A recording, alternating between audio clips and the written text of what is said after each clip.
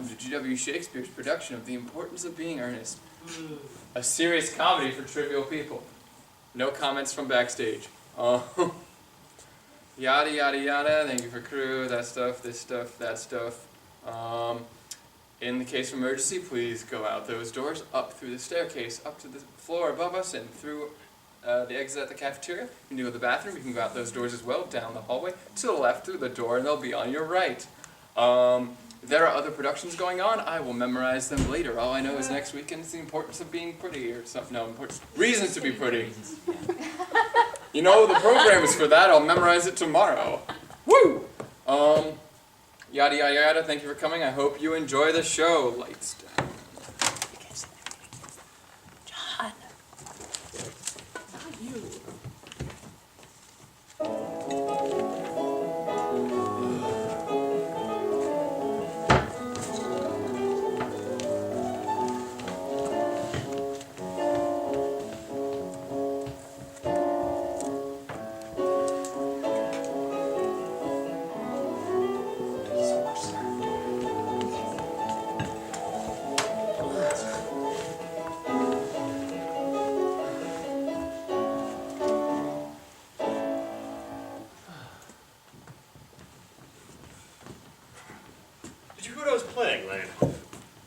No, sir. I didn't think it polite to listen. I'm sorry for that. For your sake, I don't play accurately. Anyone can play accurately. But I play with the most wonderful expression. As far as piano is concerned, sentiment is my forte. I leave science for life. Yes, sir.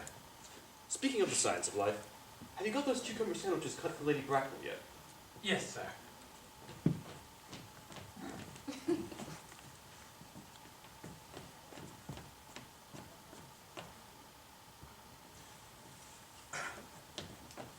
By the way, Lane, I see in the book that on Thursday night, when Lord Shoreman and Mr. Worthing were dining with me, 8 bottles of champagne are having been consumed. Yes, sir. 8 bottles and a pint. Why is it that in a bachelor's establishment, the servants invariably drink the champagne? I ask, merely for information. I attribute it to the superior quality of the wine, sir. I have observed that in first-rate households, the champagne is very rarely of a first-rate brand. Good heavens, is marriage so demoralizing as that? I believe it is a very pleasant statement, sir. I myself have had very little experience with it up to the present. I have only been married once, and that was in consequence of a misunderstanding between myself and a young person. I don't think I'm much interested in your family life, Lane. No, sir. Neither am I. It's not a very interesting subject. Very natural, I'm sure. Thank you, Lane. That will do. Thank you, sir.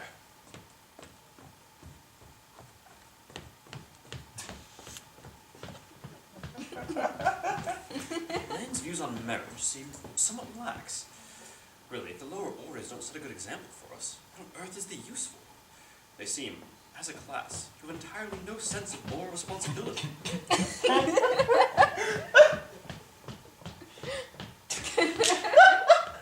Mr. Ernest Worthing. How are you, my dear Ernest? What brings you up to town? Oh, pleasure, pleasure. What else should bring one anywhere? Eating as usual, I see, Algie. I believe it is customary in the society to have some slight refreshment at 5 o'clock. Where have you been since last Thursday? In the country. What on earth do you do there? When one is in town, one amuses oneself. When one is in the country, one amuses other people. It is excessively boring. And who are these other people you amuse? Oh, neighbors. Got nice neighbors in your parts of Shropshire. Perfectly horrid. Never speak to one of them. How immensely you must amuse them. By the way, Shropshire is your county, is it not? Hmm? Oh, yes, of course. Hello? Why these cups? Why the cucumber sandwiches? Why such reckless extravagance in one so young? Who's coming to tea? Oh, merely Aunt Augusta. And Gwendolyn. How perfectly delightful! Yes, it is all very good, but I'm afraid that Aunt Augusta won't quite approve of your being here. May I ask why? My dear fellow, the way you flirt with Gwendolyn is perfectly disgraceful. It is almost as bad as the way Gwendolyn flirts with you. I am in love with Gwendolyn. I've come up to town expressly to propose to her. I thought you said you came up for pleasure. I call that business. How utterly unromantic you are. I don't see anything romantic about proposing. It is very romantic to be in love, but there's nothing romantic about a definite proposal. One might be accepted. One usually is, I believe. And then the excitement is all gone. The essence of romance is uncertainty. If I ever get married, I'll certainly try to forget the fact. I have no doubt about that, dear Algy. The divorce courts are made especially for people whose memories are so curiously constituted. Oh, there's no use speculating on that subject. Divorces are made in... Please do not touch the cucumber sandwiches. These cucumber sandwiches are cut especially for Aunt Augusta. Well, you have been eating them all the time. Yes, but that is an entirely different matter. She is my aunt. Have some bread and butter. The bread and butter is for Gwendolyn. Gwendolyn is devoted to bread and butter. And very good bread and butter it is, too.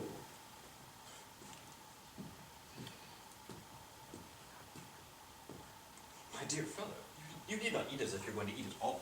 You act as if you are married to her already. You are not married to her already. I don't think you ever shall be. May I ask why? In the first place, girls don't marry the men they flirt with. Girls don't think it right. Oh, that is nonsense. It isn't. It is a great truth. It accounts for the extraordinary number of bachelors one sees all over the place. In the second place, I don't give my consent. Your consent. My dear fellow, Gwendolyn is my first cousin, and before I allow you to marry her, you must clear up this whole business of Cecily. Cecily? What on earth do you mean? What do you mean, Algy, by Cecily? I don't know anyone of the name of Cecily.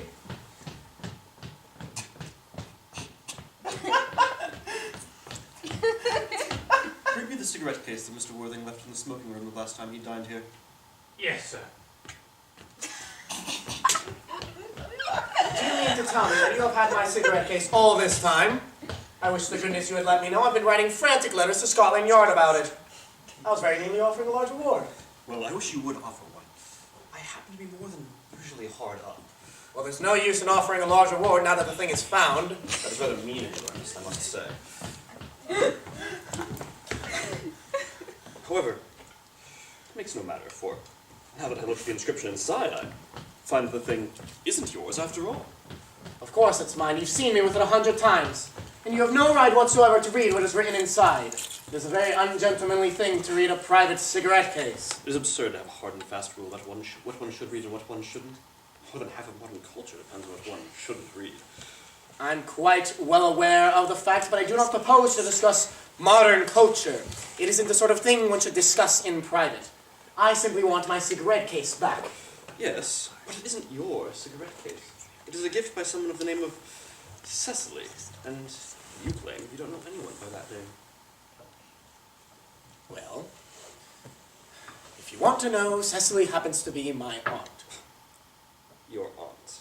Yes, charming old lady she is too. Lives at Tunbridge Wells. Just give it back to me, Algy. But why does she call herself Little Cecily if she is your aunt and lives at Tunbridge Wells? From Little Cecily, with her fondest love. My dear boy, what is there in that? Some aunts are tall, some are not tall. Surely that is matter an aunt should be able to decide for herself. You seem to think that every aunt should be like your aunt. That is absurd. Now, for heaven's sake, just give it back to me, Algy. Yes, but why does she call you her uncle? From Little Cecily, with her fondest love, to her dear Uncle Jack. There's no objection, I admit, to an aunt being a small aunt, but why an aunt, no matter what her size may be, should call her own nephew her uncle? I just can't quite make out. Besides, your name isn't Jack at all. It's Ernest. It isn't Ernest. It's Jack. But you've told me that your name is Ernest. I have introduced you to everybody by the name of Ernest.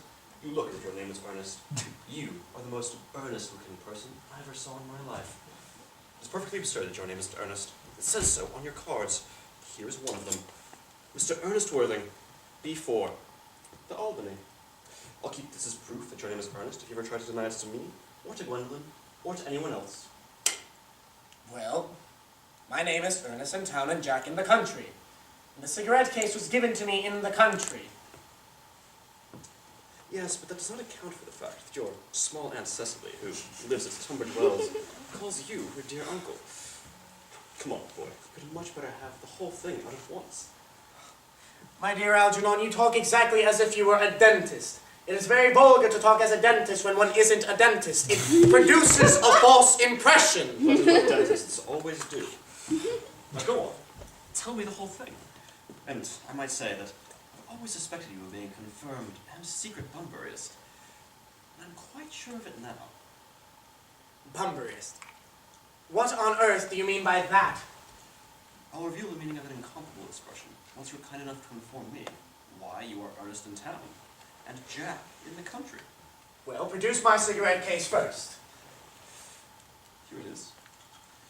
Now produce your explanation, and pray, make it improbable. My dear boy, there is nothing improbable about my explanation at all. In fact, it is rather ordinary. The late Mr. Thomas Cardew, who adopted me when I was just a little boy, made me in his will guardian to his granddaughter, Miss Cecily Cardew. Cecily, who addresses me as her uncle for motives of respect that you cannot possibly appreciate, lives at my place in the country under the charge of her admirable governess, Miss Prism. Where is that place in the country, by the way? Oh, that is nothing to you, dear boy. You are not going to be invited. I shall tell you candidly that the place is not in Shropshire. I suspect that, my dear fellow.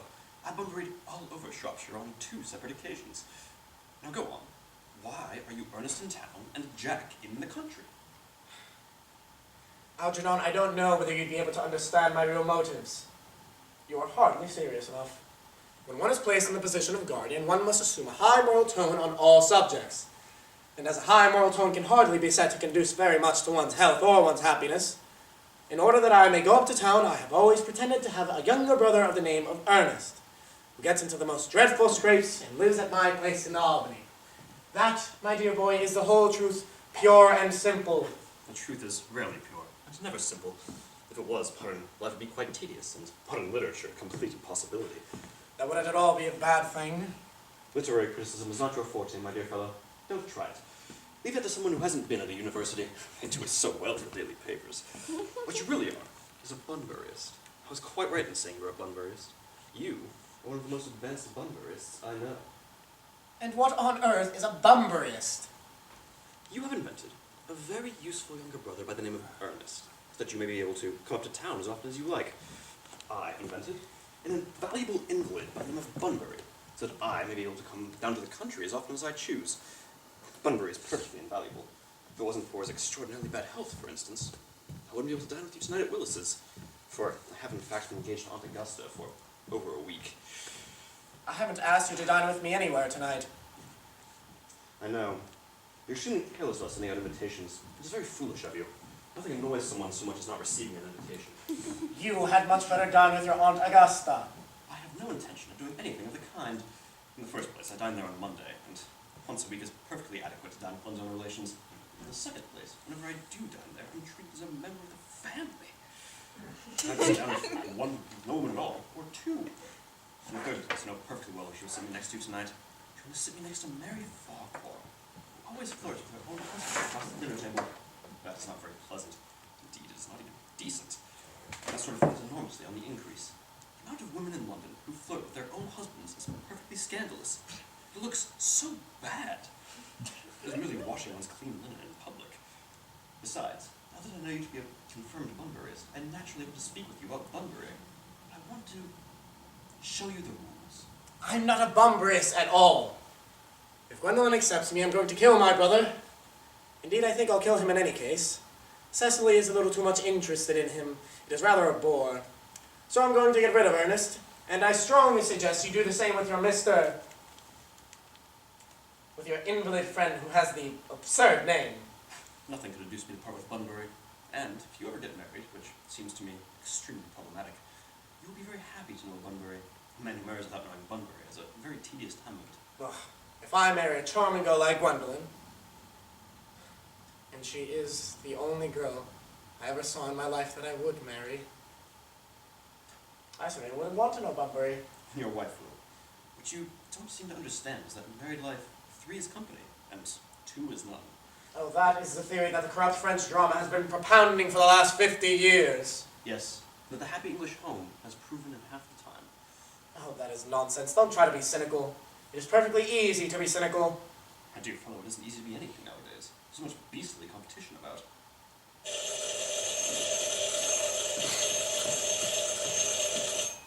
That must be Aunt Augusta. Only relatives and creditors ring in that Wagnerian manner. Now, if I can get her out of the way for 10 minutes, so you have the opportunity of proposing to Gwendolyn, might I dine with you tonight at Willis's? I suppose so, if you want. Yes, but you must be serious about it.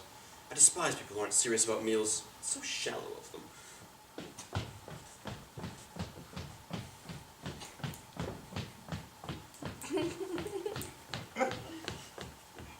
Lady Bracknell and Miss Fairfax. Good afternoon, dear Algernon. I hope you're behaving very well. I'm feeling very well, Aunt Augusta. That's not quite the same thing. In fact, the two things rarely go together. Dear me, aren't you smart? I am always smart. Am I not, Mr. Worthing? You are quite perfect, Miss Fairfax. Oh, I hope I am not that, for it would leave no room for developments, and I intend to develop in many directions. I'm sorry it was a little late, Algernon, but I was obliged to call on the dear Lady Harbury. I had not been there since her poor husband's death. Never seen a woman so altered. She looks some 20 years younger. And now I'll have a cup of tea and one of those nice cucumber sandwiches you promised me. Certainly, Aunt Augusta. Won't you come and sit here, Gwendolyn? Thanks, Mamma. I'm quite comfortable where I am. Good heavens! Lane! Where are the cucumber sandwiches? I ordered them specially. There were no cucumbers in the market this morning. Sir, I went down. Twice. No cucumbers. No, sir, not even for ready money. That will do, Lane. Thank you. Thank you, sir. I'm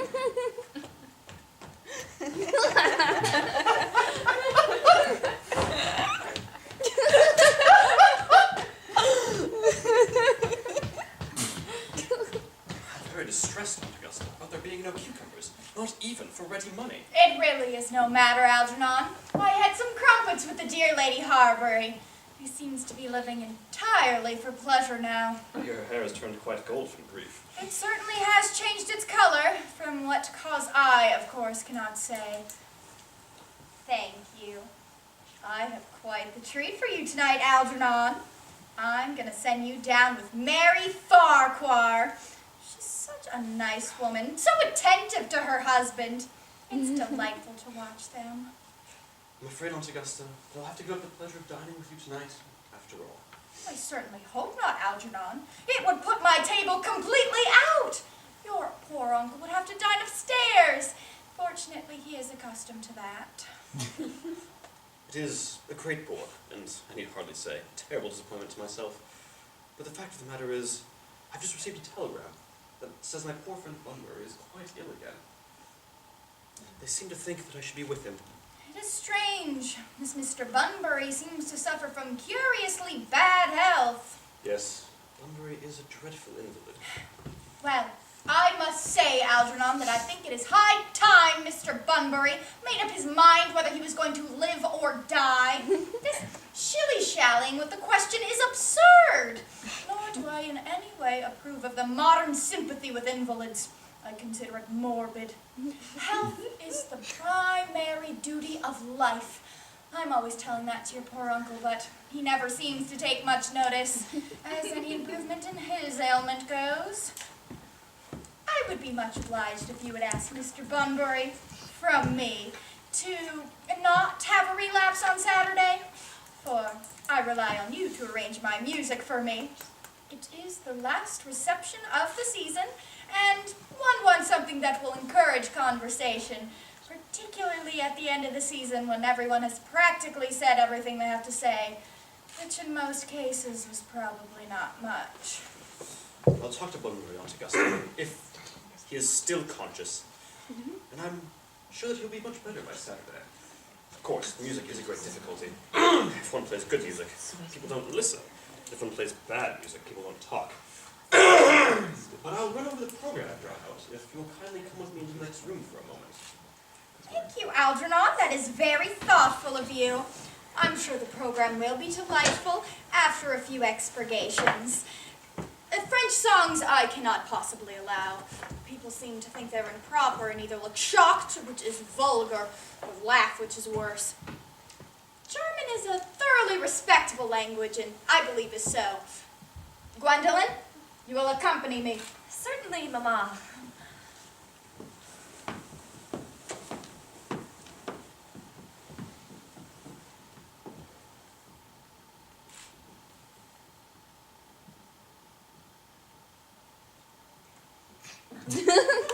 Charming day it has been, Miss Fairfax.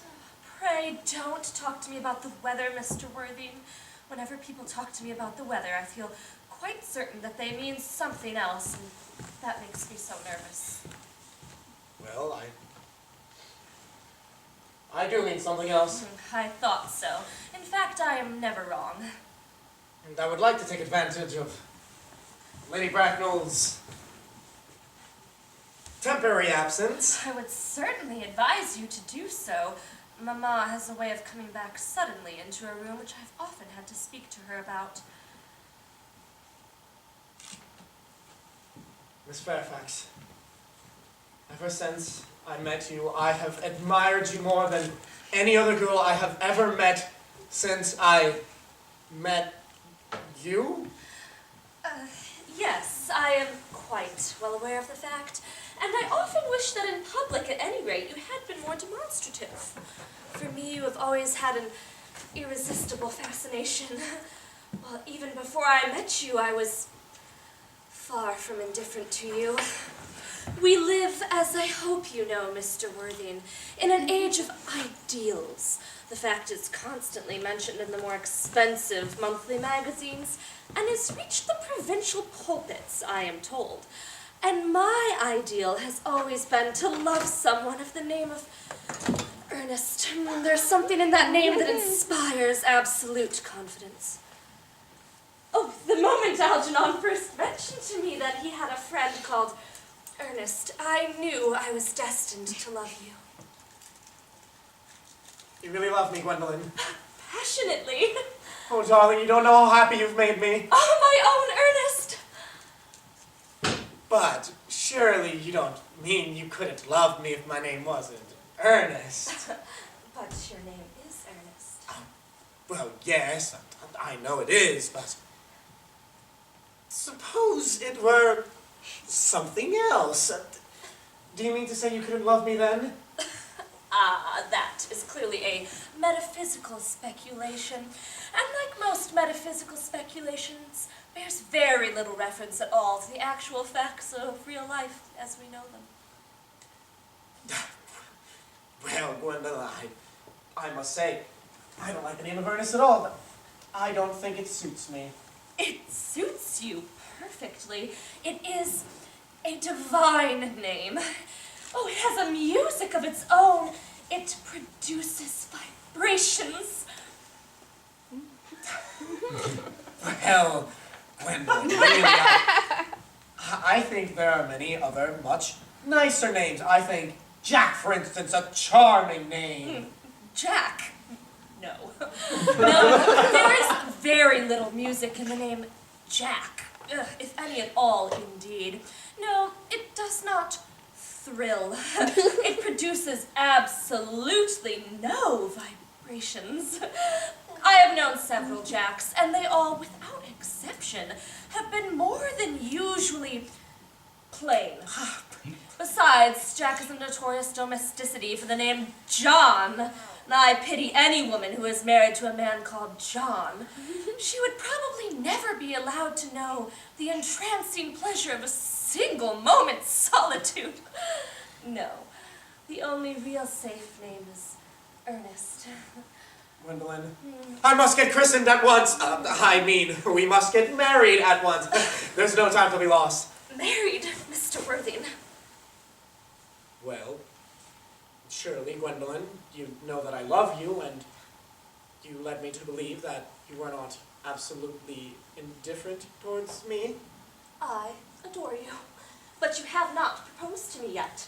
Nothing has been said at all about marriage. The subject has not even been touched on.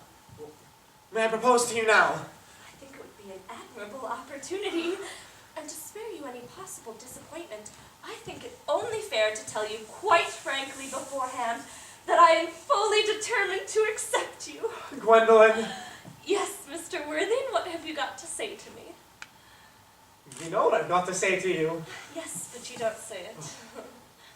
Miss Fairfax. Will you marry me? Will you marry me? Of course I will, darling! How long you have been about it. I'm afraid you have very little experience in how to propose. My own one, but you're the only one I've ever loved. Oh, yes. But men often propose for practice. I know my brother Gerald does. All my girlfriends tell me so. Oh, what wonderfully brown eyes you have, Ernest! They are quite brown. I hope you will always look at me just like that. Especially when other people are present. Mr. Worthing! Rise, sir, from this semi-recumbent posture. It is most indecorous. Mamma, I must beg you to retire. This is no place for you. Besides, Mr. Worthing is not quite finished yet. Finished what, may I ask? I am engaged to be married to Mr. Worthing, Mamma. Pardon me, you are engaged to no one. When you do become engaged to someone, I or your father, should his health permit, will inform you of the fact. An engagement should come upon a young girl as a surprise, pleasant or unpleasant as the case may be. It is hardly a matter that she should be able to arrange for herself. And now, Mr. Worthing, I have a few questions to put to you. While I'm making these inquiries, you, Gwendolyn, may wait for me below in the carriage. Mamma! The carriage, Gwendolyn!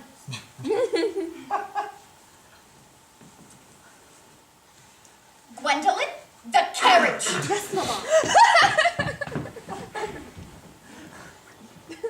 You may take a seat, Mr. Worthing. Thank you, Lady Bracknell. I prefer standing. I feel bound to tell you that you are not on my list of eligible young men, though I have the same list as the Lady Duchess of Bolton does. We work together, in fact. But I'm quite ready to write your name down if your answers are what a really affectionate mother requires. Do you smoke? Well, yes, I must admit I smoke. I am glad to hear it. A man should have an occupation of some kind. There are enough idle men in London as it is. How old are you? 29. Reasonable age to be married at.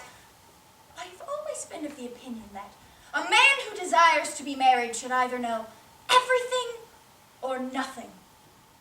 Which do you know? I know nothing, Lady Bracknell. I am pleased to hear it. I do not approve of anything that tampers with natural ignorance. Ignorance is like a delicate, exotic fruit. Touch it, and the bloom is gone.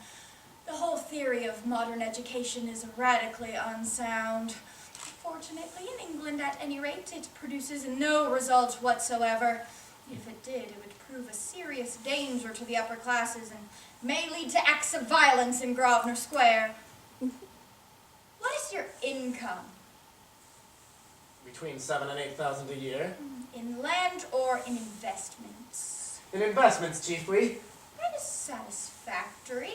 What with the duties expected of one during one's lifetime and the duties exacted from one after one's death, land has ceased to be either a profit or a pleasure. That's all that can be said about land. I own a country house with some land attached to it, of course. About 1,500 acres, I believe. But I don't depend on that for my real income. In fact, as far as I can make out, the poachers are the only people who can make anything out of it. A country house! How many rooms? Well, We can soon figure that out later. You have a townhouse, I hope. A girl with a simple, unspoiled nature like Gwendolyn can hardly be expected to reside in the country. Well, I own a house in Belgrave Square. I lent it by the year to a Lady Bloxham, but I can have it back whenever I like, at 6 months' notice. Lady Bloxham? I do not know her. Oh, she goes about very little. She is a lady quite advanced in years. Nowadays, that is no guarantee of respectability of character. What number in Belgrave Square? 149? The unfashionable side. I thought there was something, but we can soon alter that. Do you mean the fashion or the side? Both, if necessary, I presume. What are your politics? Well, none really. I'm a liberal unionist. They count as Tories. They dine with us, or in the evening at any rate. And now to minor matters. Are your parents living? I have lost both my parents. To lose one parent, Mr. Worthing, looks like misfortune. To lose two looks like carelessness. Who was your father? He was evidently a man of some wealth. Was he born in what the radical papers call the purple of commerce, or did he rise from the ranks of the aristocracy?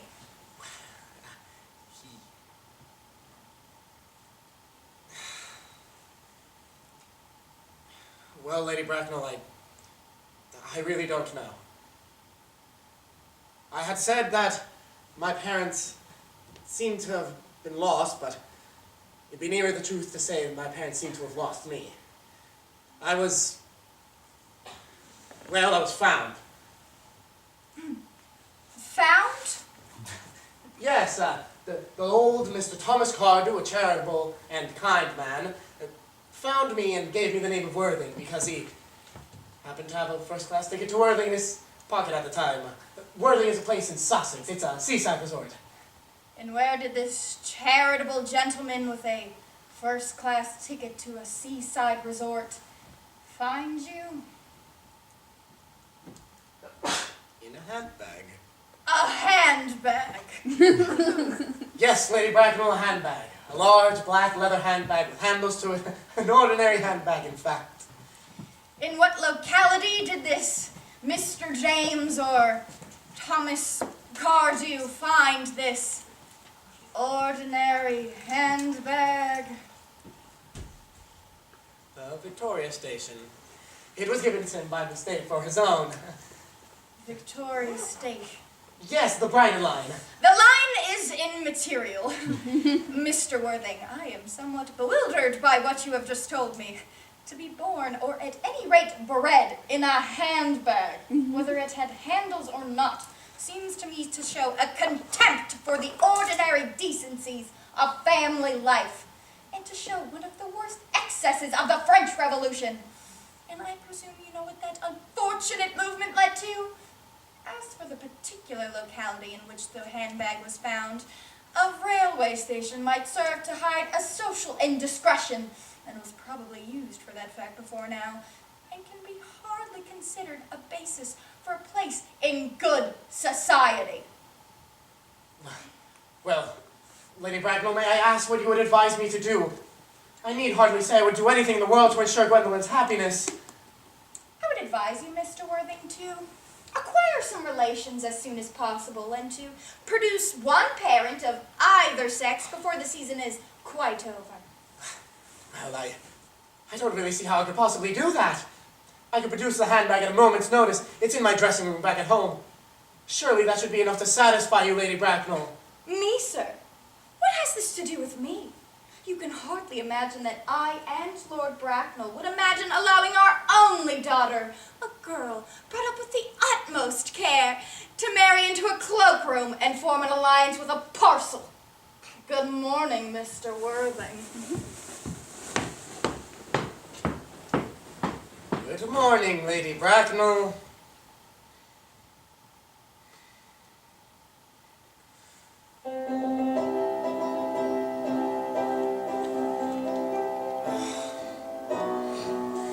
For goodness sake, Algernon, could you stop playing that ghastly tune? How idiotic you are! Didn't you go off all right, old boy? You don't mean to say that Gwendolyn refused you? Because the way she has, she's always refusing people. I think it was most ill-natured of her. No, no, Gwendolyn is as right as a trivet. As far as she is concerned, we are to be engaged. Her mother, however, is perfectly unbearable. Oh, never met such a gorgon. I don't know quite what a gorgon is like, but I'm quite sure Lady Bracknell is one. In any case, she is a monster without being myth, which is rather unfair of her, and... I beg your pardon, Algernon. I shouldn't be speaking that way about your aunt before you. My dear fellow, I love hearing our relations abused. It is the only thing that makes me put up with it at all. Relations are merely a tedious pack of people with no knowledge of how to live, nor any instinct about when to die. Oh, that is nonsense. It isn't.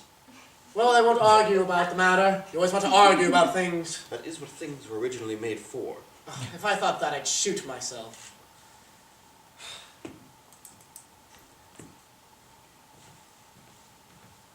You don't suppose Gwendolyn will ever become like her mother in about 150 years, do you, Algernon? All women become like their mothers. That is their tragedy. No man does. That's his.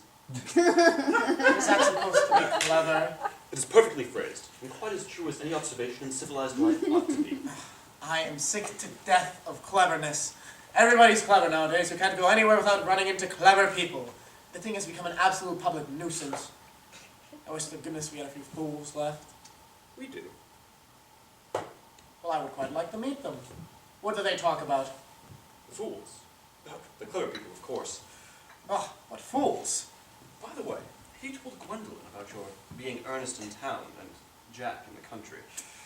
No, the truth isn't the sort of thing one should blurt out to a nice, refined girl such as Gwendolyn. What extraordinary ideas you have about how to behave to a woman. The only way to behave to a woman is to make love to her if she is pretty, and to somebody else if she is plain. Oh, that is nonsense. What about your brother? What about the profligate Ernest?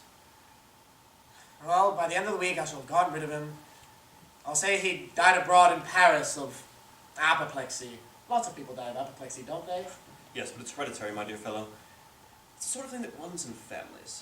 You would much better say a severe chill.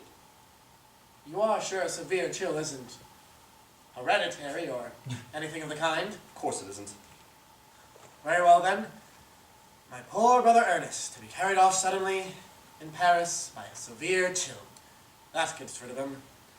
But didn't you say that Miss Cardew is a little much too interested in your brother Ernest?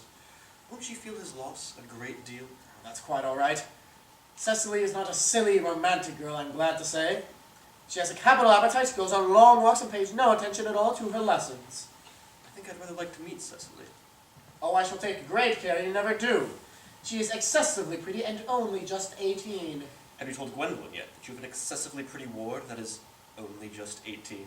Well, that isn't the sort of thing one should just blurt out to people. Besides, Gwendolyn and Cecily are perfectly certain to be extremely great friends. In fact, I'll bet you anything you like that half an hour after they've met, they'll be calling each other sister. Women only call each other that after they've called each other lots of other things first. Ugh. Now, if we really want to get a good table of notices, we must go and dress. Did you know it is nearly 7? It was always nearly 7. Yes, but I am hungry. I never knew you when you weren't.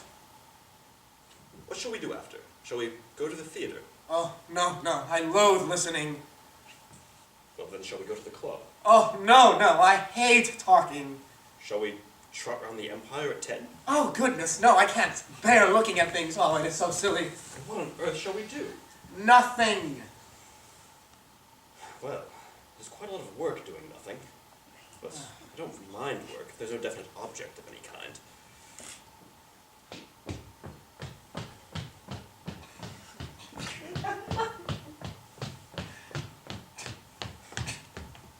Miss Fairfax. Gwendolyn, upon my word. Algy, kindly turn your back. There is something very particular I must say to Mr. Worthing. Really, Gwendolyn, I don't think I can allow this at all. Really, Algy, you always adopt a strictly immoral attitude towards life. You are not quite old enough to do that. Darling Gwendolyn. Oh, Ernest, we may never be married. From the expression on Mamma's face, I fear we never shall. Few parents nowadays pay any regard to what their children say to them. The old-fashioned respect for the young is fast dying out. Whatever influence I ever had over Mamma, I lost at the age of 3. But although she may prevent us from becoming man and wife, and I may marry someone else, and marry often, nothing that she could possibly do could alter my eternal devotion to you. My own one. The story of your romantic origin, as related to me by Mamma with unpleasing comments, has naturally stirred the deeper fibers of my nature. Oh, your Christian name has always had an irresistible fascination, and the simplicity of your character makes you exquisitely incomprehensible to me. Your town address at the Albany I have. What is your address in the country? The Manor House. Woolton, Hertfordshire. There is a good postal service there, I suppose. It may be necessary to do something desperate. That will, of course, require serious consideration. I will communicate with you daily. My own Gwendolyn. How long do you remain in town? Till Monday. Good. Algy, you may turn round now. Thanks. I already have. You may also ring the bell. You shall allow me to see you to your carriage? Oh, certainly.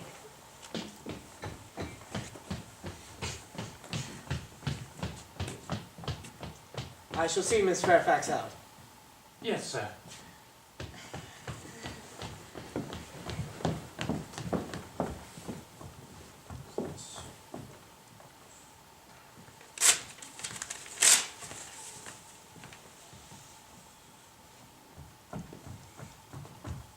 A glass of sherry, Lane. Yes, sir. Tomorrow, Lane, I'm going Bunburying.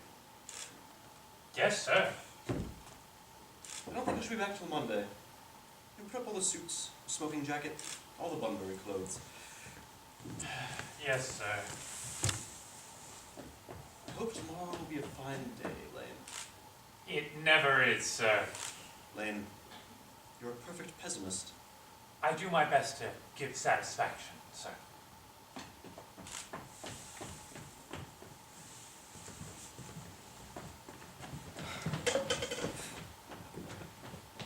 There is a charming, intelligent girl. The only girl I ever loved in all my life. And what on earth do you find so amusing? Oh, I'm merely anxious about Bunbury, that's all. Well, if you're not careful, your friend Bunbury will get you into a very serious scrape someday. Oh, I love scrapes. They're the only things that are never serious. Oh, that is nonsense. You never talk anything but nonsense. Nobody ever does. Ugh.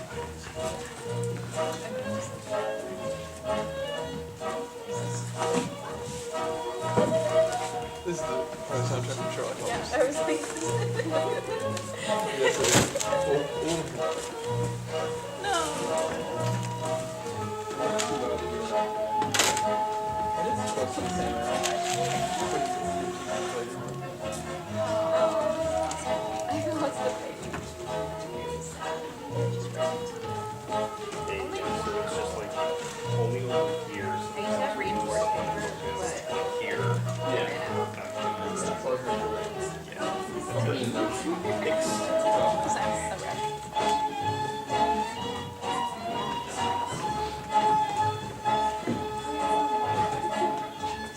rough. Did I have a tumbler?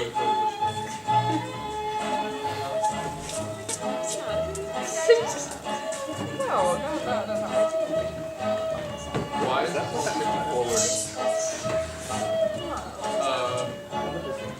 that flat is way too forward. What happened? Yeah, figuring it out. It's okay. Well, we have like a minute left. Come here. Yeah, move this whole thing over.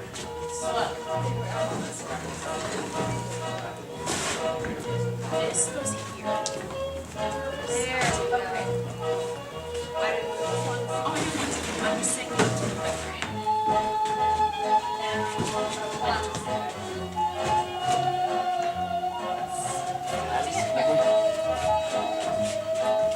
Back. There we go.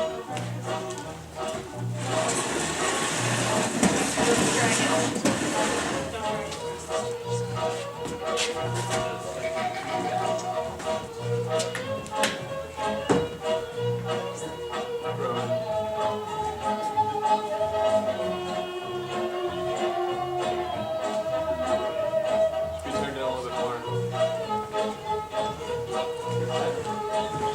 Is that how it's spiked? That seems really flat. You just let me turn it. Yeah, it's really flat. This spike's all rubbed off.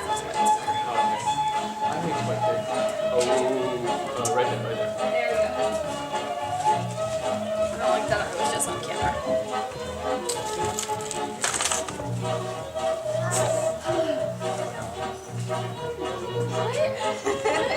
Rebecca. That's really what Shift that bag over. It shouldn't stick out that far. I know, the music makes me like, That better? It'll have to do. okay, how's your like finishing? It's like perfect for this. Exactly. Alright. And we're ready.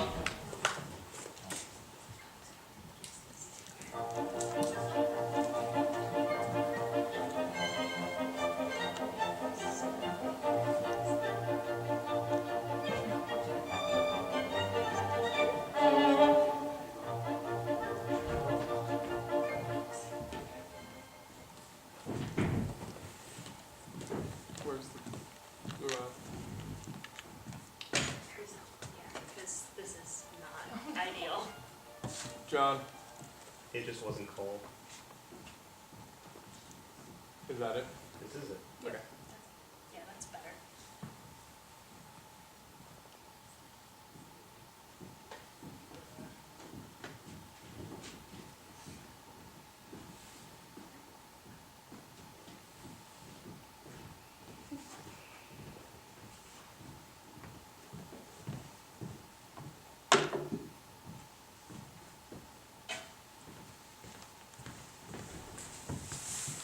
Cecily.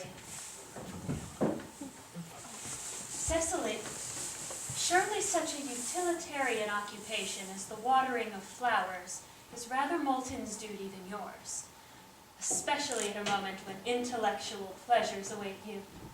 Your German grammar is on the table. Pray, open it at page 15. We will repeat yesterday's lesson. I don't like German.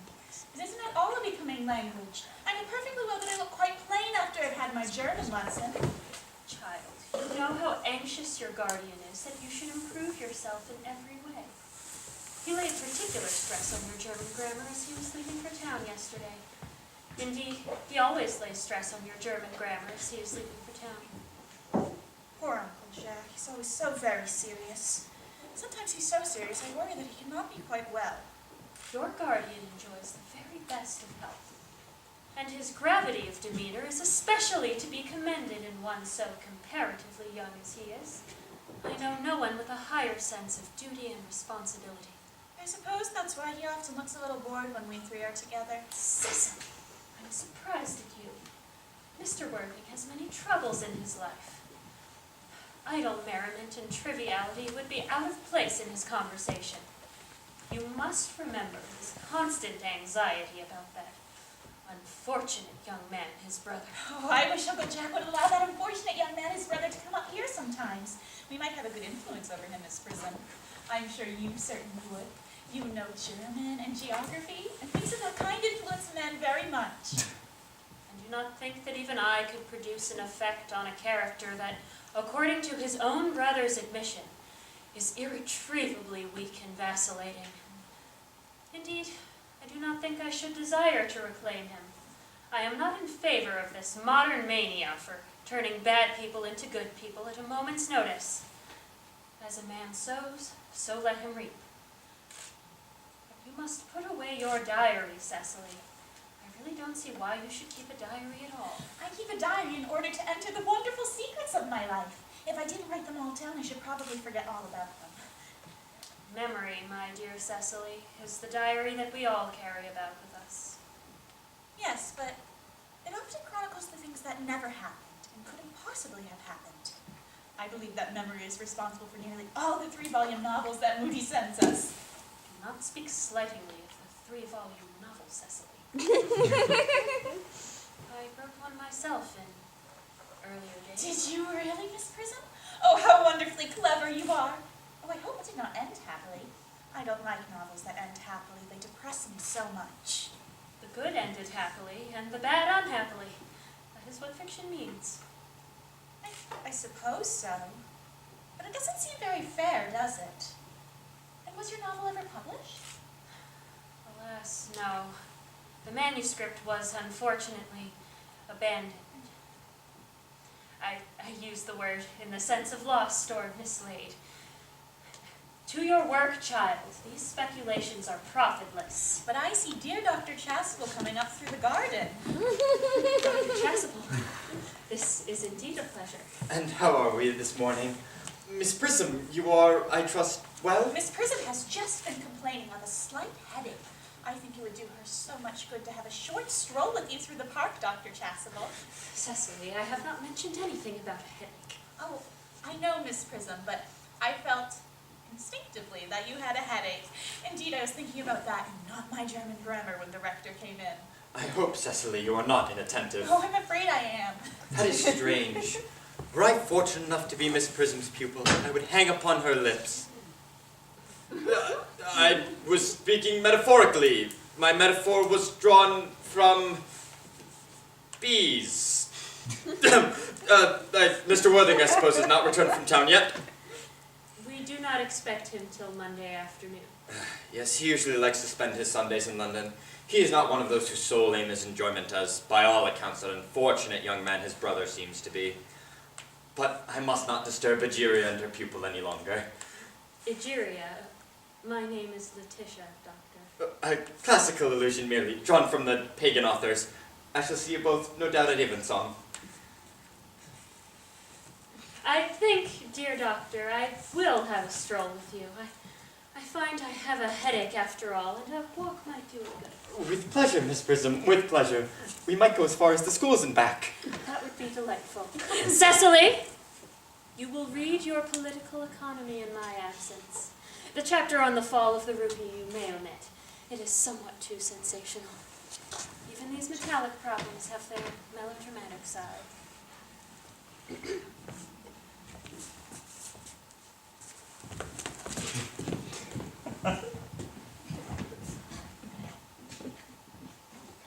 Horrid political economy.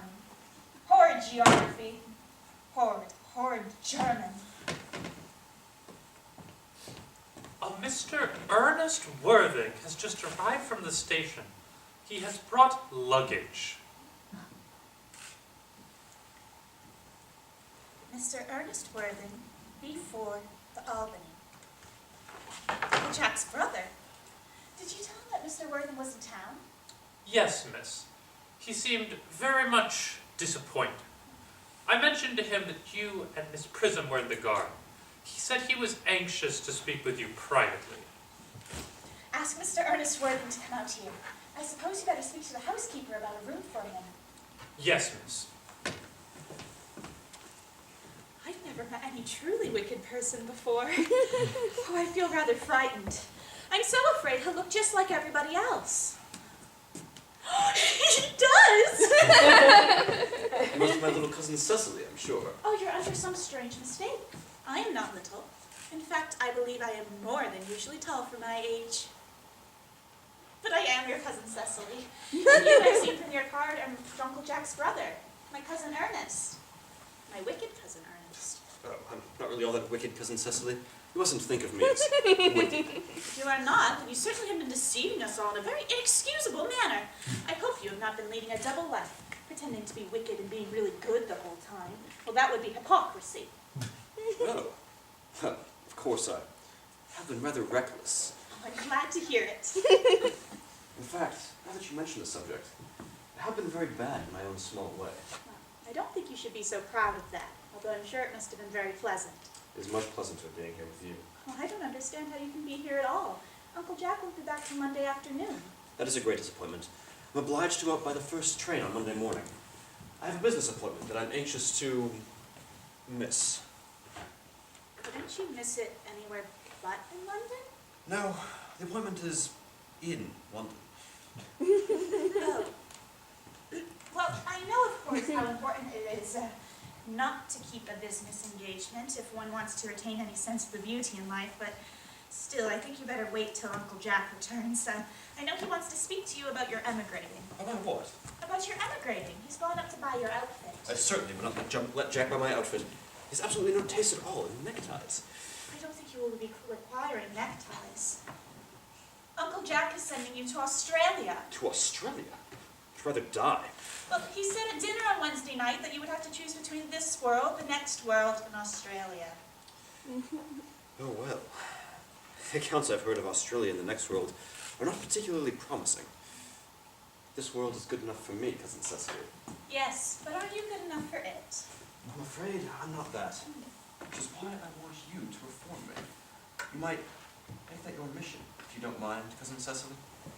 I'm afraid I've no time this afternoon. Well, I hope you don't mind my reforming myself this afternoon. It is rather quixotic of you, but I think you should try. I will. I feel better already. You're looking a little worse. That is because I'm hungry. Oh, how thoughtless of me.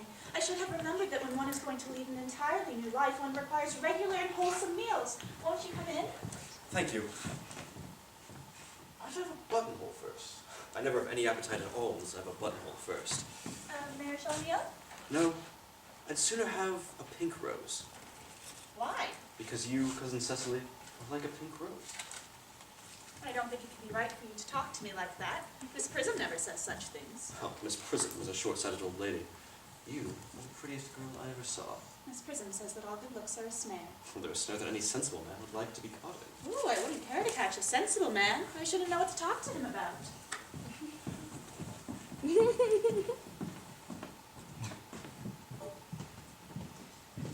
are too much alone, dear doctor. You should get married. A misanthrope I can understand. A womanthrope never. Believe me, I do not deserve so neologistic a phrase. The practice and indeed the precept of the primitive church was distinctly against matrimony. That is obviously the reason why the primitive church has not survived up to the present day. What you do not seem to realize, dear doctor, is that by persistently remaining single, a man converts himself into a permanent public temptation. Men should be more careful. This very celibacy leads weaker vessels astray.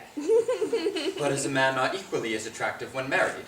No married man is ever attractive except to his wife. And often, so I've heard, not even to her. That depends on the intellectual sympathies of the woman. Maturity can always be depended on. Ripeness can be trusted. Young women are green. I spoke horticulturally. My metaphor was drawn from fruits. But where is Cecily? Perhaps she followed us to the school? Mr. Worthing. Mr. Worthing? This is indeed a surprise. We did not look for you till Monday afternoon. I returned sooner than expected. Dr. Chasuble, I hope you are well. Mr. Worthing, I trust this garb of woe does not betoken some greater calamity. My brother, More shameful debts and extravagance. Still leading his life of pleasure. dead! Your brother Ernest, dead? Quite dead! What a lesson for him. I trust he will profit by it. You have my most sincere consolation, Mr. Worthing. You at least have the condolence of knowing that you're always the most trusting and forgiving of brothers. My poor brother Ernest. He had many faults, but it is a serious, serious blow. Very serious. Were you with him at the end? No. He died abroad. In Paris, in fact. I received a telegram from the manager of the Grand Hotel. Was the cause of death mentioned? A severe chill, it seems. As a man sows, so shall he reap. Charity, Miss Prism, charity. No one of us is perfect. I myself am peculiarly susceptible to drafts. Will the internment take place here? No. He seemed to have expressed a desire to be buried in Paris. In Paris. I fear that speaks to no serious state of mind at the last. You will, of course, wish me to make some slight allusion to this terrible domestic affliction next Sunday. My sermon on the meaning of the manna in the wilderness can be adapted to almost any occasion, joyful or, as in the present case, distressing. I have preached at harvest celebrations, christenings, confirmations, days of humiliation, and feastal days. The last time I delivered it was at the cathedral, as a charity sermon for the Society of the Prevention of Discontent Among the Upper Orders. The bishop, who was present, was much struck by some of the analogies I drew. Ah! You mentioned christenings, correct? I do suppose you know how to christen, all right. I mean, you are continuously christening. It is, I regret to say, one of the rector's most constant duties in this parish. I have often spoken to the poorer classes on the subject, but they don't seem to know what thrift is. But is there any particular infant in whom you are interested, Mr. Worthing? Your brother was, I believe, unmarried, was he not? Oh, yes, yes. People who live entirely for pleasure usually are. This isn't for any child, dear doctor. No, I am fond of children. The fact is, I would like to get christened myself. This afternoon, if you have nothing better to do. But surely you have been christened already. I don't remember anything about it. But have you any grave doubts on the subject? Oh, I certainly intend to have. Of course, I don't know if the thing would bother you at all, or... Oh, not at all. The sprinkling and indeed the immersion of adults is a perfectly canonical practice. Immersion? Oh, you need have no apprehensions. Sprinkling is all that is necessary and indeed, I believe, advisable. Our weather is so changeable. At what time would you like the ceremony to be performed? Oh, I suppose I might trot around about 5 o'clock if that would suit you. Perfectly, perfectly. Indeed, I have 2 similar ceremonies to perform at that same time. A recent occurrence of twins on one of the outlying cottages of your own estate. Poor Jenkins the carter, a most hard-working man. No, I see no fun in being christening along with other babies. It would be childish. Would 5:30 do? Admirably, admirably. And now I will intrude no longer on a house of woe. I just beg you not to be too much bowed down by grief. What seem to us bitter trials are often blessings in disguise. This seems to me a blessing of the extremely obvious kind. Uncle Jack, oh, I am glad to see you back. Oh, what horrid clothes you have on. Do go and change them. Cecily! My child. What is the matter, Uncle Jack? Do look happy. You look as though you have a toothache. And I have such a wonderful surprise for you. Who do you think is in the dining room right now? Your brother! Who? Your brother Ernest. He arrived about half an hour ago. What nonsense. I haven't got a brother, Ernest. Oh. Oh, don't say that. However badly he may have behaved to you in the past, he is still your brother. You wouldn't be so heartless as to disown him. I'll ask him to come. Oh, and you will shake hands with him, won't you, Uncle Jack? These are joyful tidings indeed. After we had all been resigned to his loss, I find his sudden return peculiarly distressing. My brother Ernest is in the dining room. I don't know what it all means. I think it is perfectly absurd. Good heavens. Brother John, I have just come down from town to tell you how sorry I am for all the trouble that I've befallen you, and I plan to lead a better life in the future. Uncle Jack, you're not going to refuse your own brother's hand. Nothing will induce me to take his hand. I think his coming down here quite disgraceful. He knows perfectly well why. Uncle Jack, do be nice. There is some good in everyone. Ernest has just been telling me about his poor invalid friend, Mr. Bunbury. And truly, there must be much good in one who is kind to an invalid and leaves the pleasures of London to sit by a bed of pain. Bunbury. He's been talking to you about Bunbury, has he? Oh yes, he's told me all about Mr. Bunbury and his terrible state of health. Well, I won't have him talking to you about Bunbury, or about anything else for that matter. He has got to leave. Of course, I admit that the faults were all on my side, but I find Brother John's coldness to me particularly distressing. I'd expected a much more enthusiastic welcome, especially considering it is the first time that I've come here. Uncle Jack, if you do not shake Ernest's hand, I will never forgive you. Never forgive me, Cecily. Never, never, never. Well, this is the last time I shall ever do it.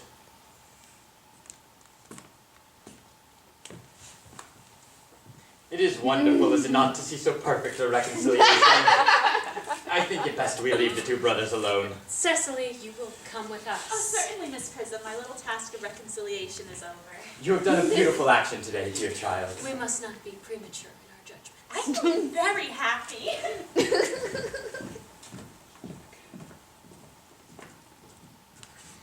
You young scoundrel, Algy! You have got to leave this place at once. I do not allow any Bunbury here. I have put Mr. Ernest's things in the room next to yours, sir. I suppose that is all right. What? Mr. Ernest's luggage. I have unpacked it and put it in the room next to your own. His luggage. Yes, sir. 3 portmanteaus, a dressing case, 2 hat boxes, and a large luncheon basket. I'm afraid I can't stay more than a week this time. Merriman, order the dog cart at once. Mr. Ernest has been suddenly called back to town. Yes, sir. What a fearful liar you are, Jack. I haven't been called back to town at all. Yes, you have. I haven't heard anyone call me. Your duty as a gentleman calls you back. My duty as a gentleman has never interfered with my pleasures in the slightest degree. I can quite understand that. Well, Cecily is a darling. You are not to talk to Miss Gordon like that. I don't like it. Well, I don't like her clothes. You look perfectly ridiculous in them. Why don't you go up and change? It's perfectly childish to be in mourning for a man who is actually staying with you in your home for a whole week as a guest.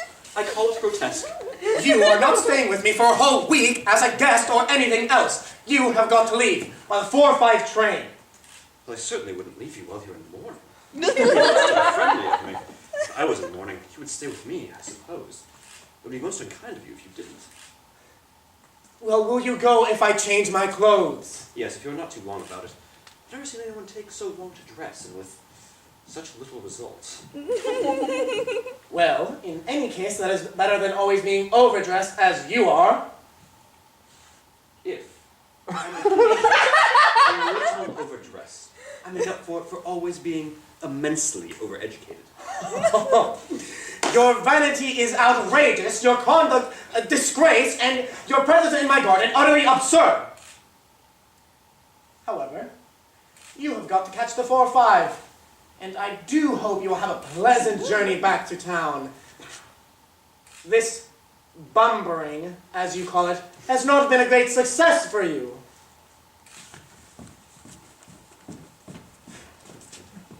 I think it's been a great success. I'm in love with Cecily, and that is everything. Now, I must see her before I go, to make arrangements for another Bunbury. Oh, there she is. Oh, I merely came back to water the roses. I thought you were with Uncle Jack. He's going to send a dog cart for me. Oh, is he going to take you on a nice drive? He's going to send me away. Then have we got to part? Yes. It'll be a very painful part. It's always painful to part from people whom one has known for a brief space of time. The absence of old friends one can endure with equanimity, but even a momentary separation from anyone to whom you have just been introduced is almost unbearable. Thank you. The dog cart is at the door, sir. Oh, it can wait, Merriman, for 5 minutes? Yes, miss.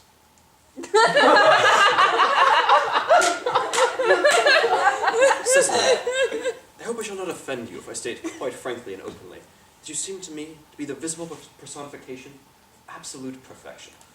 I think your frankness does you a great credit, Ernest. And if you will allow me, I will copy your remarks down into my diary. Do you really keep a diary? Oh, I'd give anything to look at it. May I? Oh, no. You see, it is merely a very young girl's collection of her own thoughts and impressions, and consequently meant for publication. When it appears in volume form, I hope you will order a copy. But pray, Ernest, don't stop. I delight in taking down from dictation. I have reached absolute perfection. You can go on. I'm quite ready for more.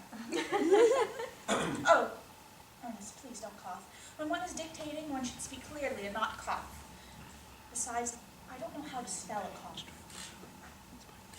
Cicely, ever since I first looked on your wonderful and incomparable beauty, I've dared to love you wildly, passionately, devotedly, hopelessly. I don't think it can be right for you to say that you love me wildly, passionately, devotedly, hopelessly. Hopelessly doesn't seem to make much sense, does it? Cicely! The dog cart is waiting, sir. Tell her to come around next week at the same hour.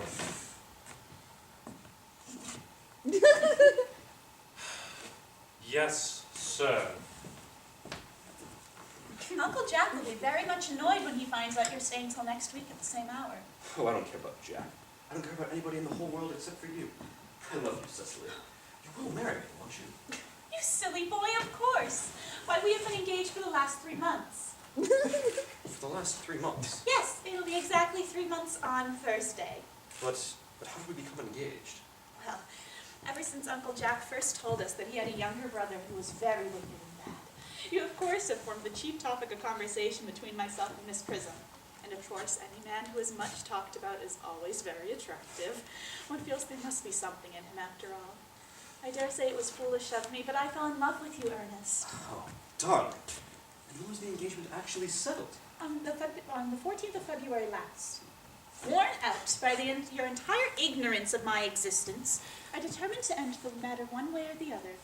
And after a long struggle with myself, I accepted you under that dear old tree there. The next day I went out and bought this little ring in your name, and here's the bangle with the true lover's knot I promised you always to wear. Did I buy you this? It's very pretty, isn't it? Yes, you've wonderfully good taste, Ernest. It's the excuse I've always given for you leading such a terrible life.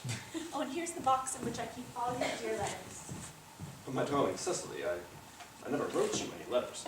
You need hardly remind me of that, Ernest. And I remember only too well that I was forced to write your letters for you.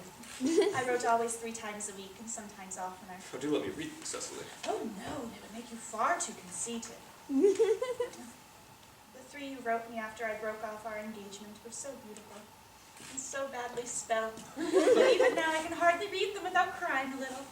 But was our engagement ever broken up? Of course it was, on the 22nd of last March. You can see the entry if you'd like. Today I broke off my engagement with Ernest. I feel it is better to do so. The weather still continues charming. Why on earth did you break it off? What had I done? I'd done nothing at all.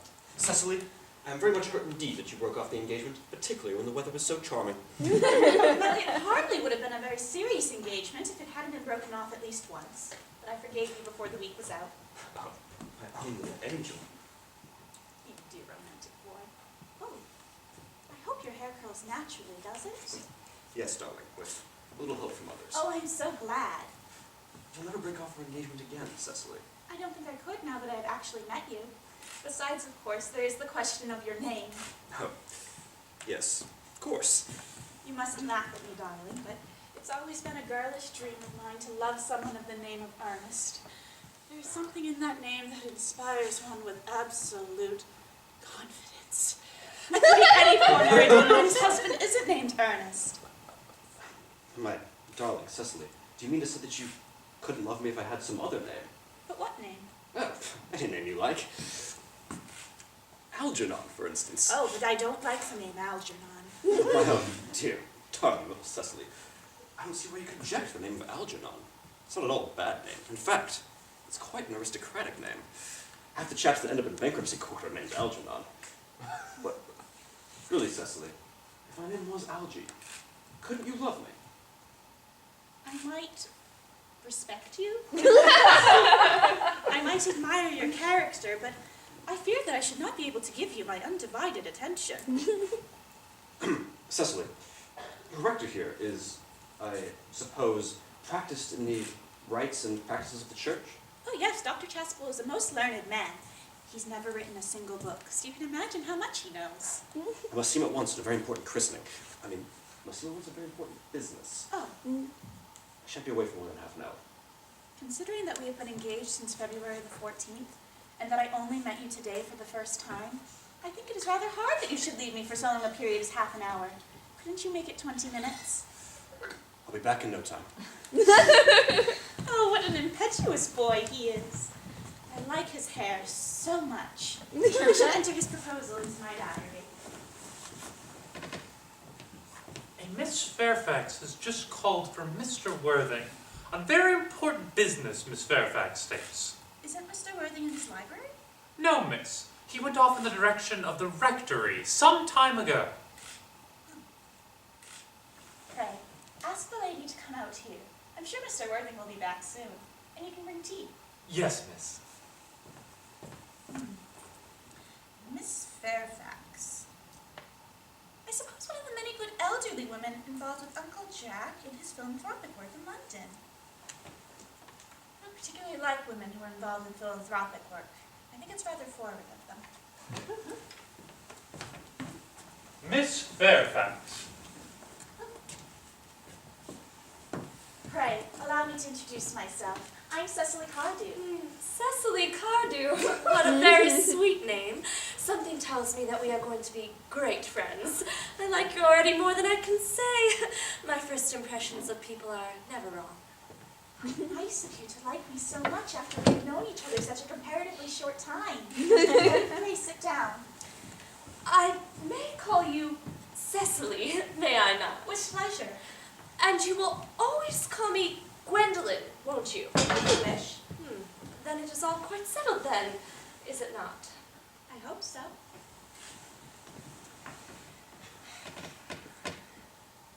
Perhaps this might be a favorable opportunity for my mentioning who I am. My father is Lord Bracknell. You have never heard of Papa, I suppose? Oh, I don't think so.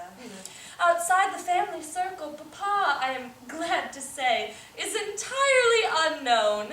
I think that is quite as it should be. The home seems to me to be the proper sphere for the man. And certainly once a man begins to neglect his domestic duties, he becomes painfully effeminate, does he not? I don't like that. It makes men so very attractive. Cecily, Mama, whose views on education are remarkably strict, has brought me up to be extremely short-sighted. It is part of her system. So would you mind my looking at you through my glasses? Oh, not at all, Gwendolyn. I'm very fond of being looked at. You are here on some short visit, I suppose. Oh, no, I live here. Really? Your mother, no doubt, or some female relative of advanced years resides here also. Oh, I have no mother, nor any relations either. Indeed. My guardian, with the assistance of Miss Prism, has the arduous task of looking after me. Your guardian? Yes, I'm Mr. Worthing's ward. Oh, well, it is strange that he never mentioned to me that he had a ward. How secretive of him. He grows more interesting hourly. I am not sure, however, that this news inspires me with feelings of unmixed delight. Oh, I am very fond of you, Cecily. I have liked you ever since I met you. But I feel bound to state, now that I know that you are Mr. Worthing's ward, that I cannot help but expressing a wish that you were, well, just a little bit older than you seem to be, and not quite so very alluring in appearance. In fact, if I may speak candidly... Oh, pray do so. I think whenever anyone has anything unpleasant to say, they should always be candid. Well, to speak with perfect candor, Cecily, I wish that you were fully 42 and more than usually plain for your age. Ernest is of a strong, upright nature. He's the very soul of truth and honor. Disloyalty to him would be as impossible as deception. But even men of the noblest possible moral character are extremely susceptible to the influence of the physical charms of others. Modern, no less than ancient history supplies us with many most painful examples of what I refer to. If it were not so, indeed, history would be quite unreadable. I beg your pardon, Gwendolyn. Did you say Ernest? Yes. Oh, but it is not Mr. Ernest Worthing who is my guardian. It is his brother, his elder brother. Ernest never mentioned to me that he had a brother. I'm sorry to say they have not been on good terms for a long time. That accounts for it. And now that I think of it, I have never heard any man mention his brother. The subject seems distasteful to most men. Cecily, you've lifted a load from my mind. I was growing almost anxious. It would have been terrible if any cloud had come across a friendship like ours, would it not? Of course you are quite sure that it is not Mr. Ernest Worthing that is your guardian? Oh, quite sure. In fact, I'm going to be his. I beg your pardon. Oh, dearest Gwendolyn, there's no reason why I should make a secret of it to you. Our little county newspaper is sure to chronicle the fact next week. Mr. Ernest Worthing and I are engaged to be married. My darling Cecily, I feel that there is some slight error, for Mr. Ernest Worthing is engaged to me. Oh, the announcement will go out in the Morning Post Saturday at the latest. I'm afraid there must have been some misunderstanding. Ernest proposed to me exactly 10 minutes ago. Well, that is certainly very curious, for he asked me to be his wife yesterday afternoon at 5:30. If you would care to verify the instant, pray do so. I never travel without my diary. One must have always something sensational to read on the train. Oh, I am so sorry, my dear Cecily, if it is any disappointment to you, but it appears I have the prior claim. It would distress me more than I can say, dearest Gwendolyn, if it caused you any mental or physical anguish, but I feel bound to point out that since Ernest has proposed to you, he has clearly changed his mind. Well, if the poor fellow has become entrapped into any foolish promise, I will consider it my duty to rescue him at once, and with a firm hand. Whatever unfortunate entanglement my dear boy has gotten himself into, I will never reproach him with it after we are married. Do you allude to me, Miss Cardew, as an entanglement? You are presumptuous. On an occasion of this kind, it becomes more than a moral duty to speak one's mind. It becomes a pleasure. Do you suggest, Miss Fairfax, that I entrapped Ernest into an engagement? How dare you! This is no time for the shallow mask of manners. When I see a spade, I call it a spade. Well, I am glad to say I have never seen a spade. It is obvious that our social spheres have been widely different.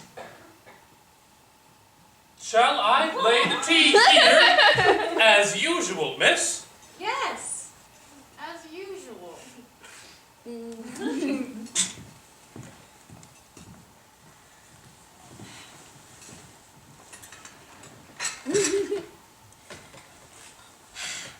Are there many interesting walks in the vicinity, Miss Cardew? Oh yes, a great many. From one of the nearby hills one can see 5 counties. 5 counties? I don't think I should like that. I hate crowds. I suppose that's why you live in town. Quite a well-kept garden you have here, Miss Cardew. So glad you like it, Miss Fairfax. I had no idea there were any flowers in the country. Oh, flowers are as common in the country as people are in London. Personally, I don't know how anyone manages to exist in the country, if anyone who is anyone does. The country always bores me to death. Ah, this is what the newspapers call an agricultural depression, is it not? I believe the aristocracy are suffering very much from it at the present. It is almost an epidemic amongst them, I am told. Can I offer you some tea, Miss Fairfax? Yes, thank you. Detestable girl, but I require tea. Sugar? No, thank you. Sugar is not fashionable anymore.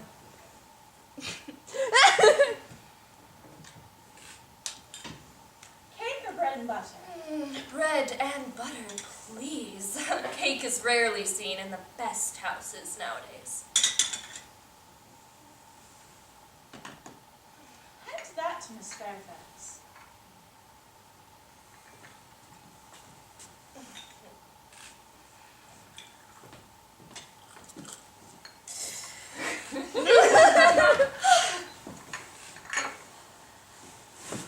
You have filled my tea with lumps of sugar, and though I asked most distinctly for bread and butter, you have given me cake.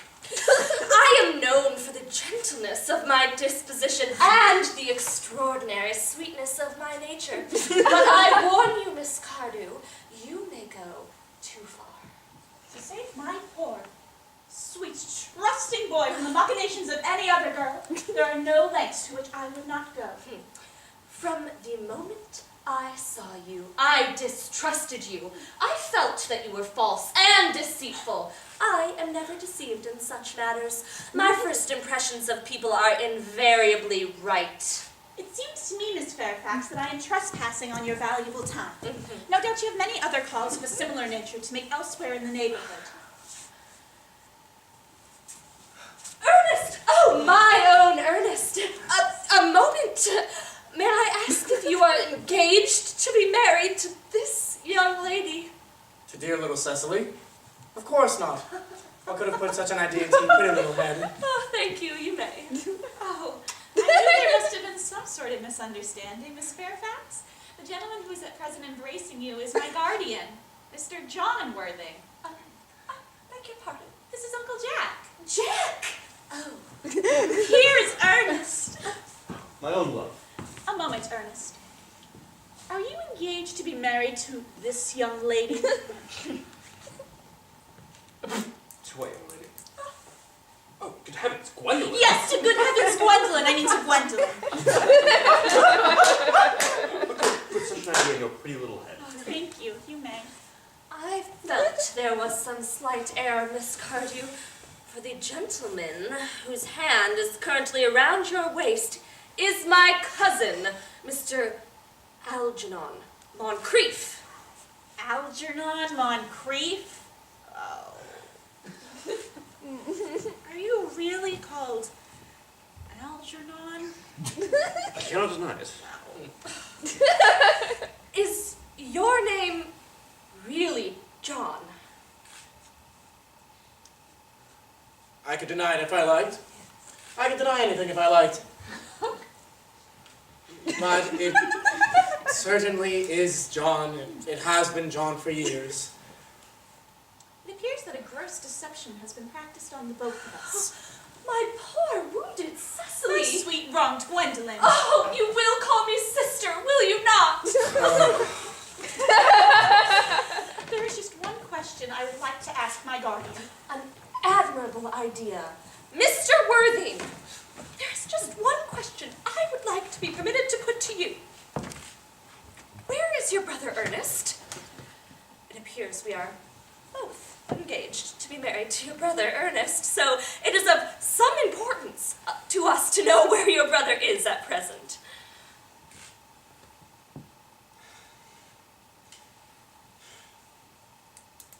Gwendolyn, Cecily.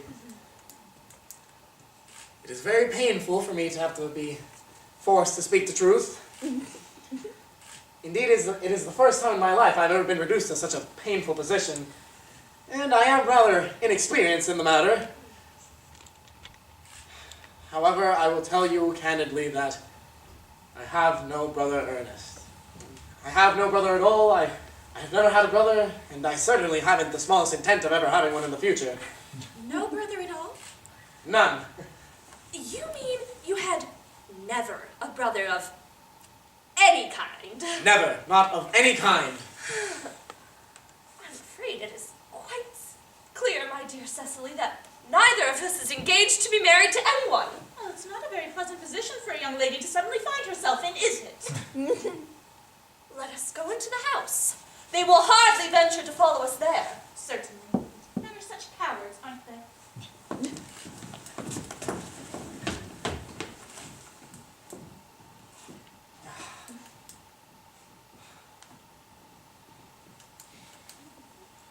This ghastly state of things is what you call bunburying, I suppose. Yes, and a perfectly wonderful Bunbury it is too. The most wonderful Bunbury I ever had in my life. Well, you've no right whatsoever to bunbury here. That is absurd. One has a right to Bunbury anywhere one chooses. Any serious Bunburyist knows that. Serious bunburies, good heavens. Well, one has to be serious about something if one wants any amusement in life. I happen to be serious about Bunbury. Whatever you're serious about, I haven't got the slightest idea. About everything, I suppose. You have such an absolutely trivial nature. Well, the only satisfaction I have in the whole of this wretched business is that your friend Bunbury is quite exploded. You won't be able to go down to the country as often as you used to do, Algy. And quite a good thing, too. Your brother's looking a little off color, isn't he, Jack? You won't be able to disappear off to London quite so often as your wicked custom was. And not a bad thing, either. And as for your conduct towards Miss Cardew, I find it perfectly absurd you're taking in a sweet, innocent girl like that. To say nothing of the fact that she is my ward. Well, I can see no defense at all. If you're deceiving a brilliant, clever, thoroughly experienced young lady like Miss Fairfax, to say nothing of the fact that she is my cousin. I simply wanted to be engaged to Gwendolyn, that's all. I love her. Well, I simply want to be engaged to Cecily. I adore her. There is certainly no chance of your marrying Miss Cardew. I don't think there's much likelihood, Jack, of you and Miss Fairfax being united. Well, that is no business of yours.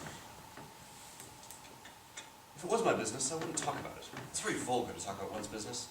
No one ever does except stockbrokers and people like that. And then only at dinner parties.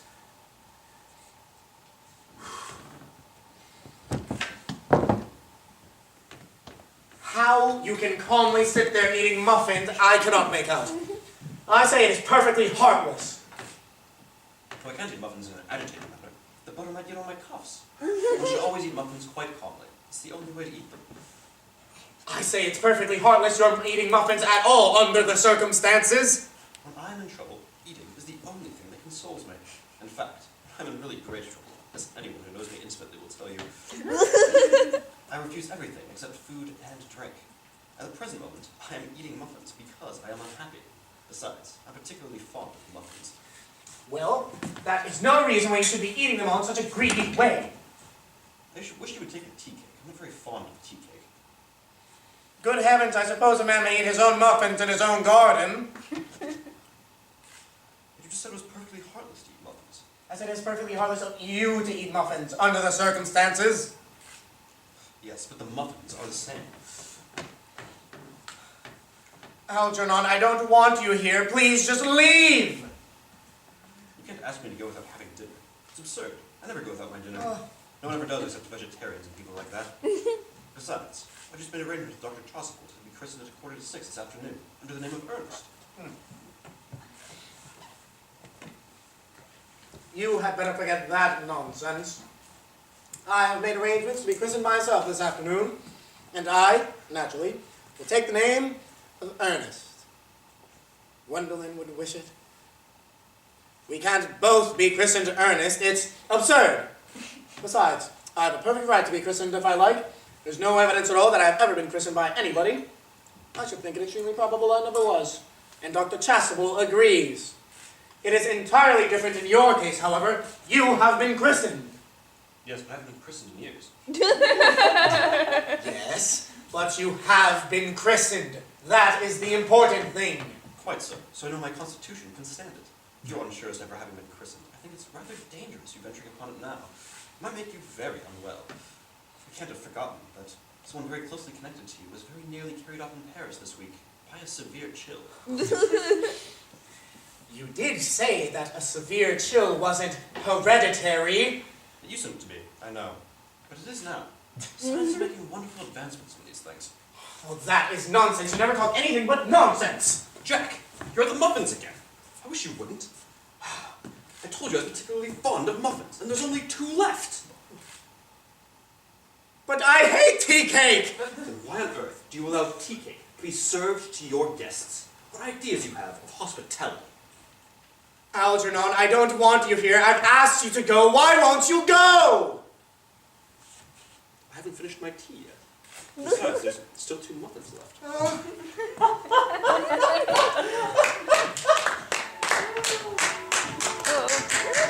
Woo!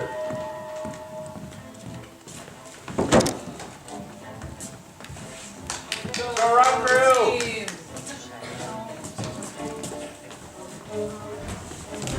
Good, great.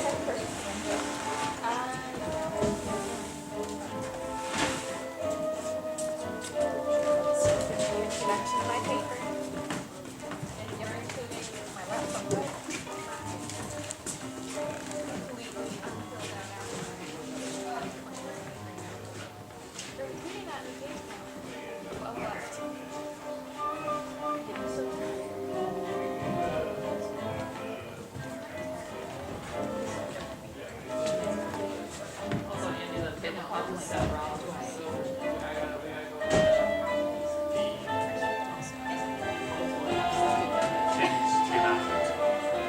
And I couldn't find them.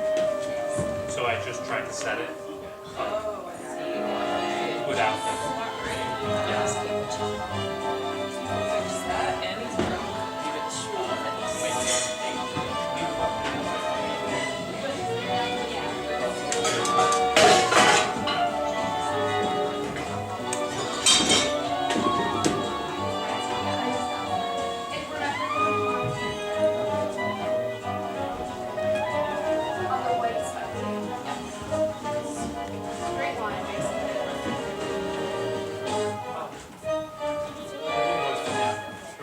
Big one.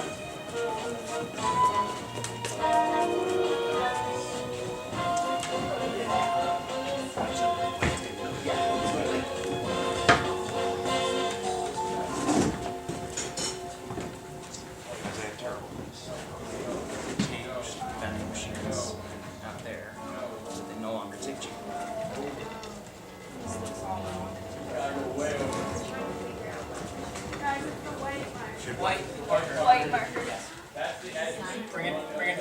Bring the big guy forward. That one, the other small logos.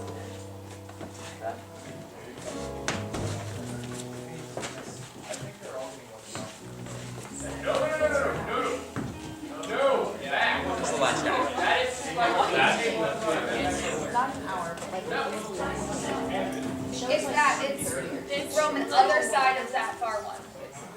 It goes behind where the table would go. Thank you. Okay.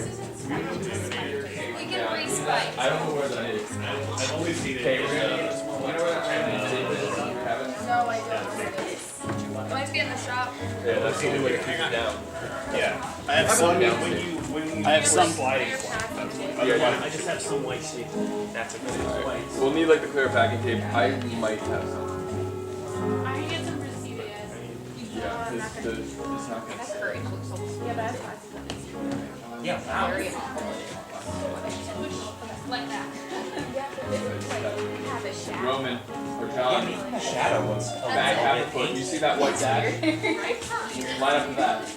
Okay, wow, that's terribly scary. It's not on this side, so. Well, whatever. John, just your side. Just your side. Get back. Yeah, it's There you go. There's a gap. So there you go. Push it over. There you go. You got it. You got it. You got it. Stop there. Please don't push it more.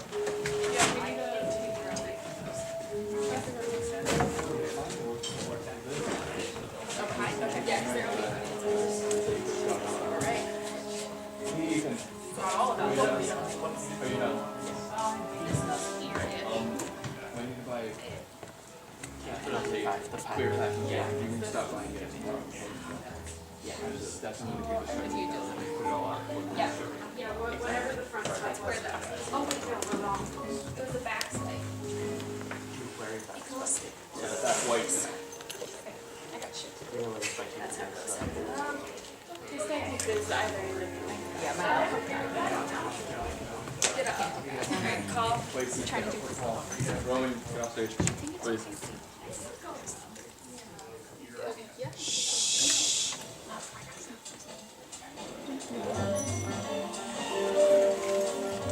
We should be in the blue out. Well, dim out. Alright, let's do it again into the dim out music at the same time.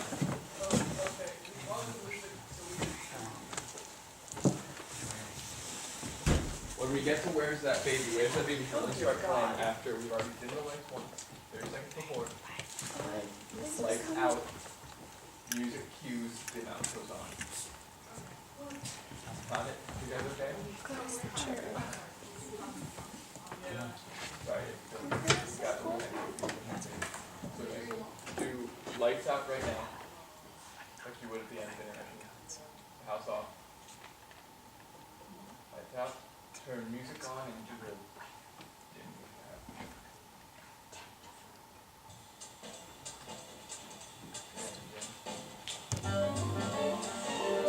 Yeah.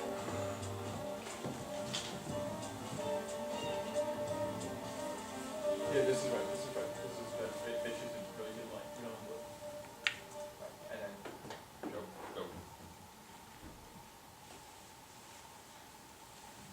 The fact that they did not follow us at once into the house, as anyone else would have done, seems to me to show that they have some sense of shame left. They have been eating muffins. That looks like repentance. They don't seem to notice us at all. Couldn't you cough? But I haven't got a cough. They're looking at us with effrontery. They're approaching. That's very forward of them. Let us preserve a dignified silence. Certainly, it's the only thing to do now.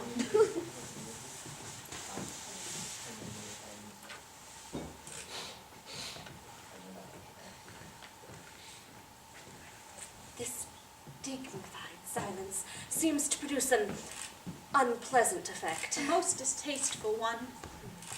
But we shall not be the first to speak. Certainly not.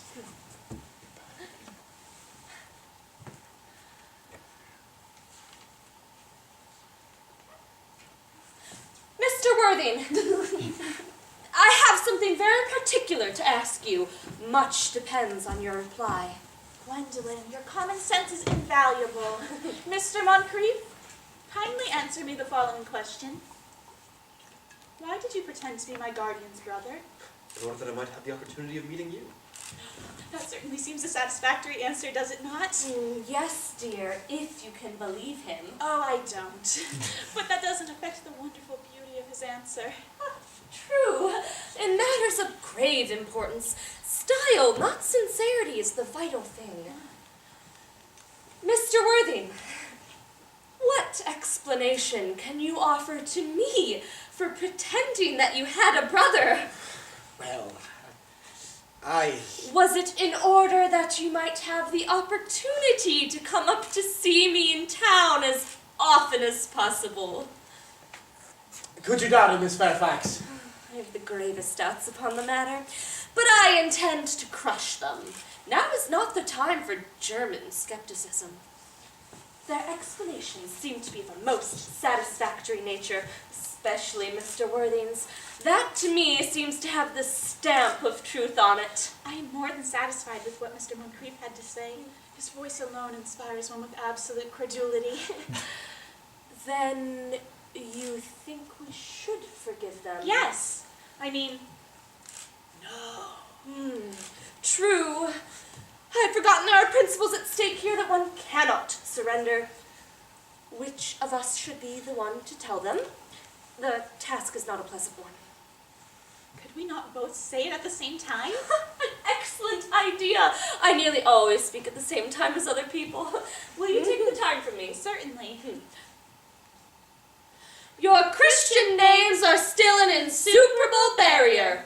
That is all. Our Christian names. Is that all? But we are to be christened this afternoon. For my sake, you are prepared to do this terrible thing. I am. To please me, you're willing to face this fearful ordeal? I am. Oh, why talk of equality of the sexes? Where questions of self-sacrifice are concerned, men are infinitely beyond us. We are. They know moments of physical courage of which we women know absolutely nothing. Oh, darling! Darling.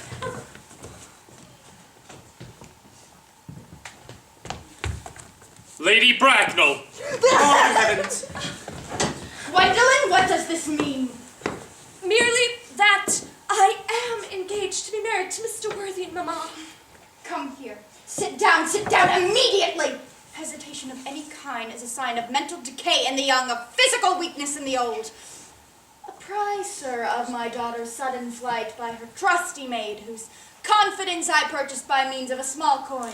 I followed her here by means of a luggage train. Her unhappy father is, I am glad to say, under the impression that she is attending a more than unusually lengthy lecture by the University Extension Scheme on the permanent income of thought. I do not propose to undeceive him. In fact, I've never undeceived him on any question. I would consider it wrong. But, of course, you clearly understand that any communication between yourself and my daughter must cease immediately from this moment on. On this point, as indeed on all points, I am firm. I am engaged to be married to Gwendolyn, Lady Bracknell. Pardon me, you are engaged to no one. And now, as regards my nephew, Algernon. Algernon! Yes, Aunt Augusta. May I ask if it is in this house that your invalid friend, Mr. Bunbury, resides? Oh, no, Bunbury doesn't live here. Bunbury's somewhere else at present. In fact, Bunbury is dead. Dead? When did Mr. Bunbury die? His death must have been awfully sudden. Oh, I killed Bunbury this afternoon. I mean, Bunbury died this afternoon. What did he die of? Huh, Bunbury was quite exploded. Exploded. Was he the victim of a revolutionary outrage? If so, he's well punished for his morbidity. My dear Aunt Augusta, I mean, he was found out. His doctors found out that he could not live. So, Bunbury died. He seems to have had great confidence in the opinion of his physicians. I'm glad, however, that he has finally come to some definite course of action and acted under proper medical advice. And now that we have finally got rid of this Mr. Bunbury, Mr. Worthing, may I ask who this young person whose hand my nephew Algernon seems to be holding in a particularly unnecessary manner? That lady is Miss Cecily Cardew, my ward. Cecily and I are engaged to be married, Aunt Augusta. I beg your pardon? Mr. Moncrief and I are engaged to be married, Lady Bracknell. I do not know if there is something particularly peculiar in the air of this particular part of Hertfordshire, but the number of engagement seems to me to be above the proper average that statistics has laid down for our guidance. I think some preliminary inquiry on my part would not be out of place. Mr. Worthing, is Miss Cardew in any way connected with any of the major railway stations in London? I merely desire information. Before yesterday, I had no idea there were any families or persons whose origin was a terminus. Miss Cardew is the granddaughter of the late Mr. Thomas Cardew of 149 Belgrave Square Southwest, Gervais Park, Dorking, Surrey, and the Sporran, Fifeshire, N.B. That is not unsatisfactory. 3 addresses always inspires confidence, even in tradesmen. But what proof have I of their authenticity? I have preserved the court guides of the period. They're open to your inspection, Lady Bracknell. I've known many grave errors in that publication. Miss Cardew's family solicitors are Messrs. Markby, and Markby. Markby, and Markby. A firm of the very highest position in their profession. I'm told that one of the Mr. Markbys is often seen at dinner parties. So far, I am satisfied. How very kind of you, Lady Bracknell. I have also in my possession, you will be glad to hear, certificates of Miss Cardew's birth, baptism, registration, vaccination, confirmation, whooping cough, and the measles, both the German and English variety. A life crowded with incident, I see. Though, perhaps too exciting for a young girl. I myself am not in favor of premature experiences. Gwendolyn, the time has come for our departure. As a matter of form, Mr. Worthing, I must ask if Miss Cardew has any little fortune. Oh, just about £130,000 in the funds, that is all. Oh, so pleased to have seen you, Lady Bracknell. Goodbye. A moment, Mr. Worthing. £130,000 and in funds! Miss Cardew is a most attractive young girl now that I look at her. Few girls of the present day have any really strong qualities. Any qualities that last and improve with time. We live, I regret to say, in an age of surfaces. Come over here, dear. Your dress is sadly simple, and your hair is as if nature might have left it. But we can soon alter all that. A thoroughly experienced French maid can produce a marvelous result in a very brief space of time. I remember recommending a young lady Lansing, and after 3 months her own husband did not know her. And after 6 months, nobody knew her.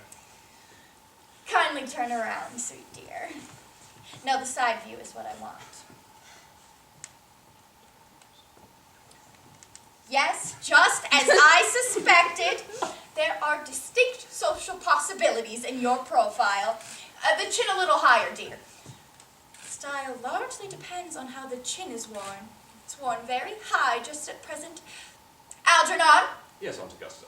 There are distinct social possibilities in Miss Cardew's profile. Cecily is the sweetest, dearest, prettiest girl in the world.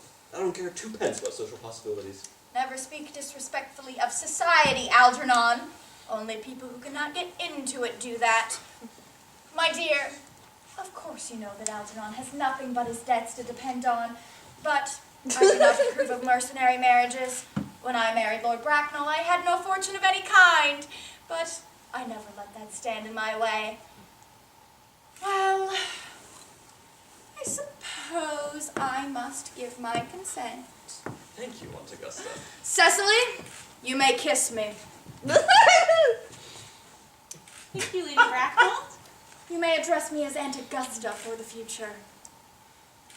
Thank you, Aunt Augusta. The marriage had better take place quite soon. Thank you, Aunt Augusta. Thank you, Aunt Augusta.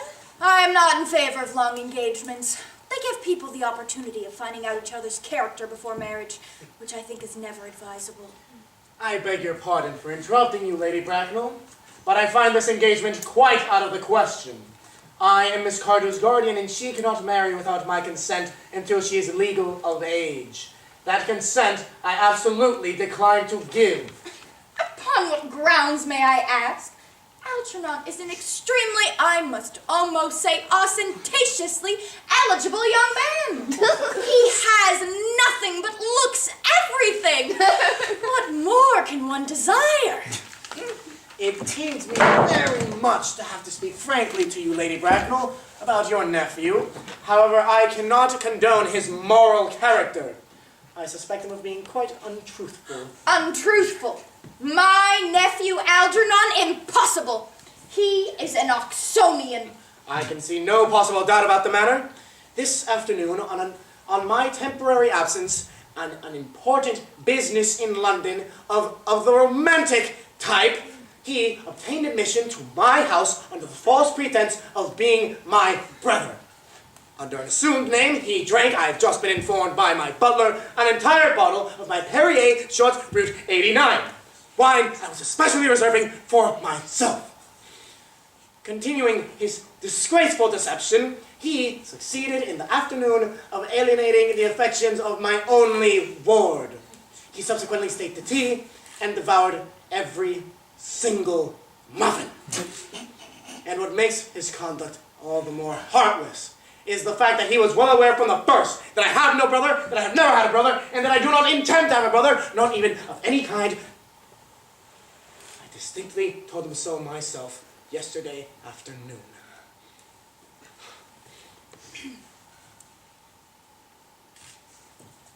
Mr. Worthing, after careful consideration, I have decided to entirely overlook my nephew's conduct to you. How very generous of you, Lady Bracknell. My decision, however, is unalterable. I decline to give my consent. Come over here, dear. How old are you? Well, I'm really only 18, but I always admit to 20 at evening parties. You are right in making some slight alteration. No woman should ever be truly right about her age. It looks so calculating. 18, but admitting to 20 at evening parties. Well, it won't be long before you come of age and are free from the restraints of tutelage. So I don't think your guardian's consent is, after all, a matter of any importance. Pray, pardon me for interrupting you again, Lady Bracknell. However, I find it only fair to tell you that Cecily does not legally come of age until she is 35. This does not seem to me to be a grave objection. 35 is a very attractive age. London society is full of women of the very highest birth who remain 35 of their own free choice. Lady Dumbleton is a case in point. She has been 35 ever since she reached the age of 40, which was many years ago now. I don't see why Cecily won't be even more attractive than she is now than at the age you mention. There will be a large accumulation of property. Algie, could you wait for me till I was 35? Of course I could. You know I could, Cecily. Yes, I felt it instinctively. But I couldn't wait all that time. I hate waiting 5 minutes for anyone. It always makes me rather cross. Well, I'm not punctual myself, I know, but I do like punctuality in others. And waiting, even to be married, is quite out of the question. Then what are we going to do, Cecily? I don't know, Mr. Von Creed. Mr. Worthing, as Miss Cardew states positively that she cannot wait until she's 35, a remark which I am bound to say seems to show a somewhat impatient nature, I would beg of you to reconsider. But my dear Lady Bracknell, the matter is entirely in your own hands. The moment you consent to my marriage with Gwendolen, I will allow your nephew to form an alliance with my ward. You must know that what you ask is completely out of the question. Then a passionate celibacy is all that any of us can look forward to. That is not the destiny that I propose for Gwendolen. Algernon can choose for himself. Come, dear, we've missed 5, if not 6 trains. To miss any more might expose us to comment on the platform. Everything is quite ready for the christenings. The christening, sir. Is that not somewhat premature? Both these men have expressed a desire for immediate baptism. At their age? The idea is grotesque and irreligious. Algernon, I forbid you to be baptized. Lord Bracknell would be very displeased if he knew this is how you wasted your time and money. Am I to understand then that there are to be no christenings this afternoon? I don't believe, dear doctor, that, as things are now, would be of much practical value to either of us. I am much grieved to hear such sentiments from you, Mr. Worthing. They savor of the heretical views of the Anabaptists, views which I have completely refuted in 4 of my unpublished sermons. But as your present mood seems one peculiarly secular, I will return to the church at once. Indeed, I have just been informed that for the last hour and a half, Miss Prism has been waiting for me in the vestry. Miss Prism! Did I hear you mention a Miss Prism? Yes, I am on my way to join her now. Pray, let me detain you for a moment. This matter might be of grave importance to Lord Bracknell and myself. Is this Miss Prism a female of repellent aspect, remotely connected to education? She is the most cultivated of ladies and the very picture of respectability. It is obviously the same person. What position does she hold in your household? I am a celibate, madam. Miss Prism has for the last 3 years been Miss Cardew's esteemed governess and valued companion. I must speak to her at once. Have her be sent for. She approaches. She is nigh. I was told you expected me in the vestry, dear Canon. I've been waiting there for you for an hour and... Prism! Come here, Prism!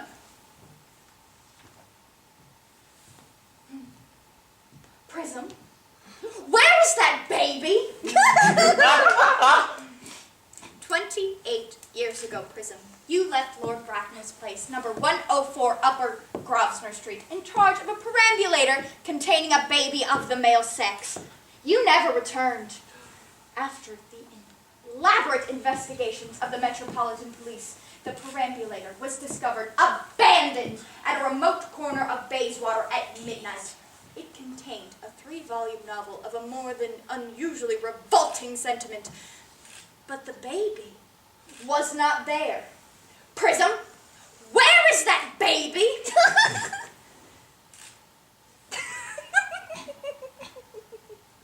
Lady Bracknell, it is with shame I admit that I do not know. I only wish I did. The plain facts of the case are these. On the morning of the day you mention, a day that is forever branded on my memory, I prepared as usual to take the baby out in its perambulator. I had also with me a somewhat old but capacious handbag in which I had intended to place the manuscript of a work of fiction I had written during my few unoccupied hours. In a moment of mental abstraction, for which I can never forgive myself, I deposited the manuscript in the bassinet and the baby in the handbag. But where did you place that handbag? Do not ask me, Mr. Worthing. Miss Prism, this is a matter of no small importance to me. I insist on knowing where you deposited the handbag that contained that infant. I left it in the cloakroom of one of the larger railway stations in London. Which railway station? Victoria. The Brighton line. I must retire to my studies for a moment. You will wait here for me. If you are not too long, I will wait for you all my life.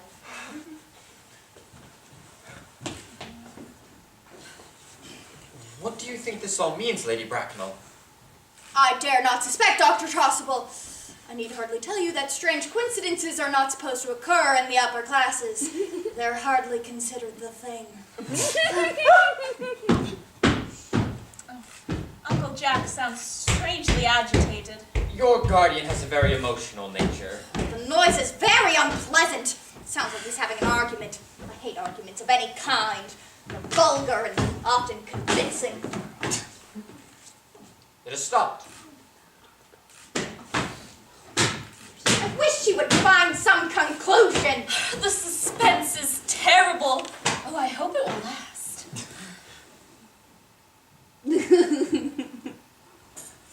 Is this the handbag, Miss Prism? Examine it carefully before you speak. The happiness of more than one life depends on it. Yes, it to be mine. There is the injury it received due to the upsetting of a Gower Street omnibus in younger, happier days. There, on the lining, is a stain caused by the explosion of a temperance beverage, an incident which occurred in Leamington. And, oh, there on the lock are my initials. I had forgotten that in an extravagant mood I had placed them there. Yes, the bag is undoubtedly mine. I am delighted to have it so unexpectedly restored to me. It has been a great inconvenience to be without it all these years. Miss Prism, more is restored to you than just this handbag. I was the child you placed in it. You? Yes! Mother! Mr. Worthing! I am unmarried. Unmarried? Well, I cannot deny that is a very serious blow. But who can cast a stone against one who has suffered? Cannot repentance wipe out an act of folly? Why should there be one law for men and another for women? Mother, I forgive you. Mr. Worthing! There is some error. There is the lady who can tell you who you really are.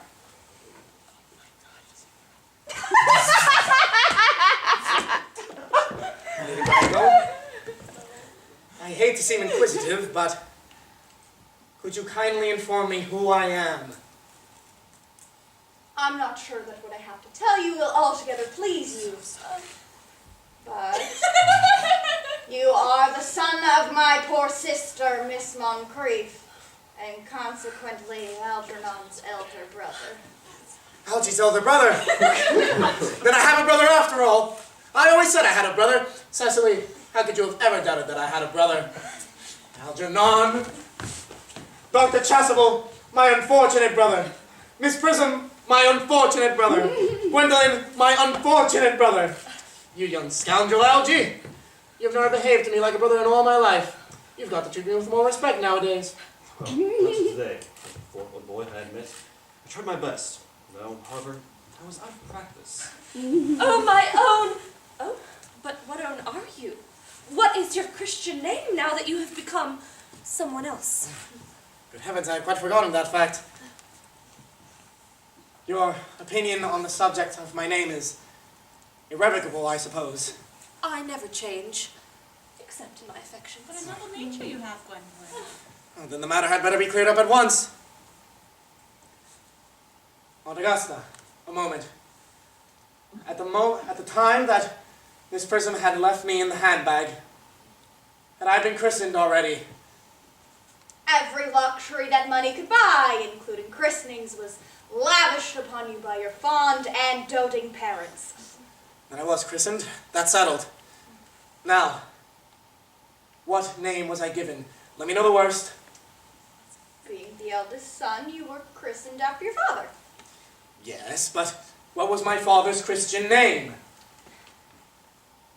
I cannot at the moment recall what the general's Christian name was. But I have no doubt he had one. He was eccentric, but that was in the result of later years, and that was the result of the Indian climate and marriage and indigestion and other things of that nature. Algernon, can't you recollect what my father's Christian name was? My dear fellow, we weren't even on speaking terms. He died before I was a year old. Well, surely his name must appear in the army list of the last period, Aunt Augusta. He was mostly a man of peace, but except in his domestic life. But I have no doubt that his name would appear in any military directory. The army lists of the period are here. These delightful records should have been my constant study.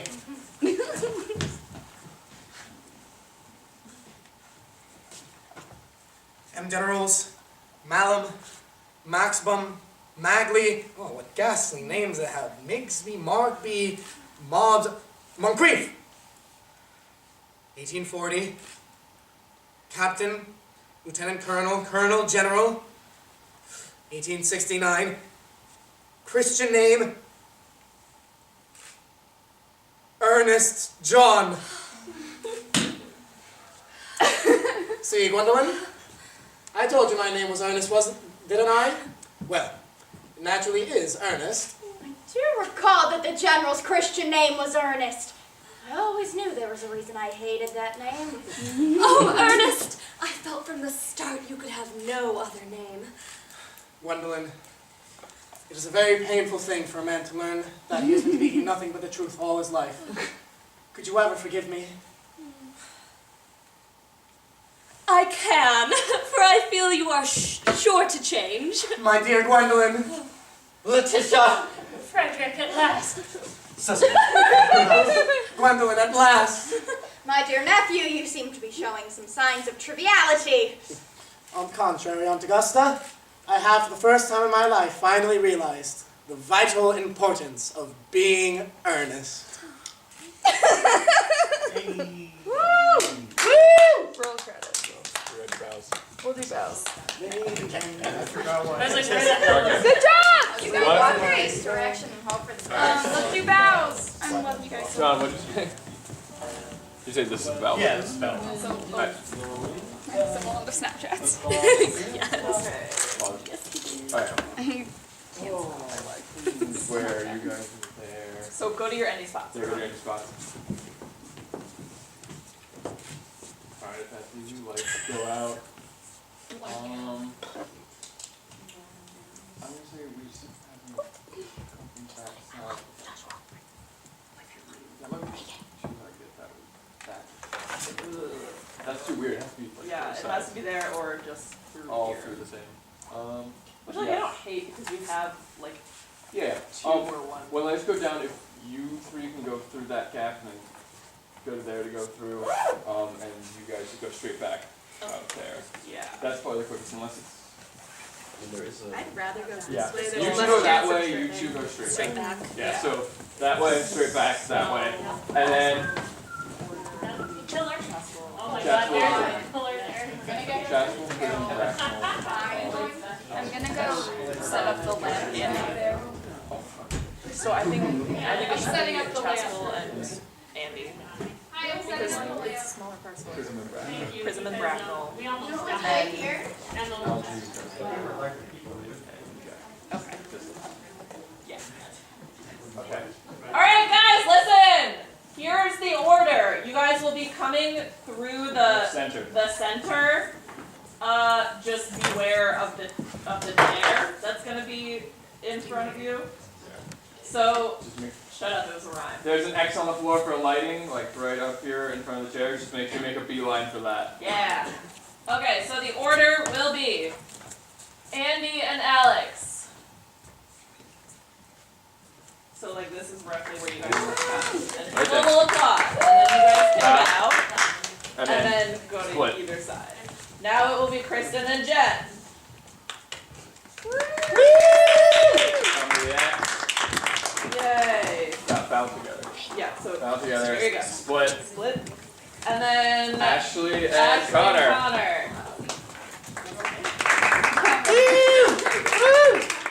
Come to the X, bow together, and then split. Well, actually, we can.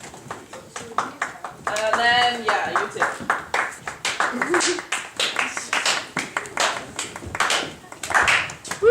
Yeah, come to the X. Come to the X. One, and then back. And back. Alright, so when we say back, Yeah. sorry, also stay in your order. So like Andy, you'll come to here. Yeah. Stay there so Yeah, you guys so are still Andy will in come front to of the here, couch. Jen. Need like one Joe. Yeah, just like once Yeah, like so when you sneak go over over in, a you can desk stand like like in here. front of Jen, you can stand back over here and then you just switch right to here. You guys are here, so only take like a step back so you're right about here. So take a step forward, it's easier. Alright. And then hands together, Yay. raise, bow, back up. Drop No, in. wait, no. What? That was Gesture. Yeah, gesture. Booth. Backstage. Bow again. Again. And then And then you leave. And then Good job. alright, go to your final spots, we'll shut the lights off, we'll go through it. Alright. 24 hours. You guys go in the booth? What? Oh, they're doing bows, they're running bows. Just stay out of the way back there. Are you Okay. strong enough? Final places! Lights off. Okay, go. Go.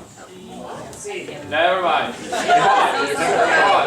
Get back to your places. John, is there a way to quickly put a dim in? Or blue out? That dim of when we The dim out. Yeah, so they can actually find a way off stage. Or like not a blue up, but that dim thing that you did in the pink go back. That's what we're calling it, yeah. Okay. Just clarifying. We don't have because blues, We've done so a yes. literal blue out before and it's terrible. It is blue. Okay, well, what Oh, it is blue. I think we're all talking about the Okay, same thing. yes. When just do you that. want it? Before vows? Lights out, then right to it, and then they go off, and then vows. so that So we it can should be find a a way blackout. A blow out for their exit. For their exit off stage, yeah. I'm gonna save this over the desk lamp, but we now have backseat. Thank you, Case. Thank you. Thank you. Maybe we will hold that. I know, because It's. Hopefully. I actually need to enter, and I was like, I can't. My way stage left. Yeah. They're gonna wait. One day we just all have a broken nose. Cecily will just wander into the garden. Alright, Ignacio, say the last thing. Vital importance of being earnest. Hold on, can we do that again? Yeah. You guys ready? Vital, No, just let them tell you when they're ready.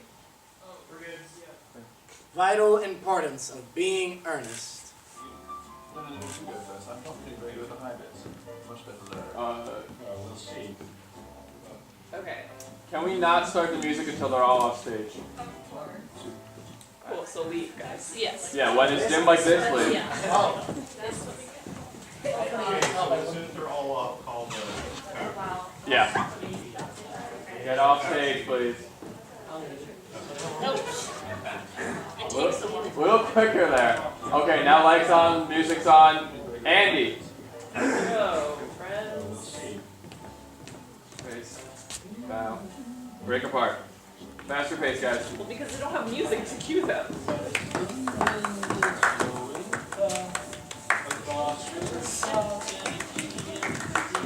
Andy, step to your right. Yeah, stop going to your corners. Alright.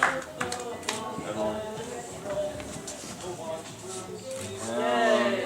And Point. And Backstage. And a bow. And get on. Blackout. Whoa. And you guys. And that's the show. Yeah. Yeah, into the dim out, get out, and music. Raise it back up. Thank you guys. Alright. Everybody get out of your costumes and be back here by as soon as you can. 5 minutes.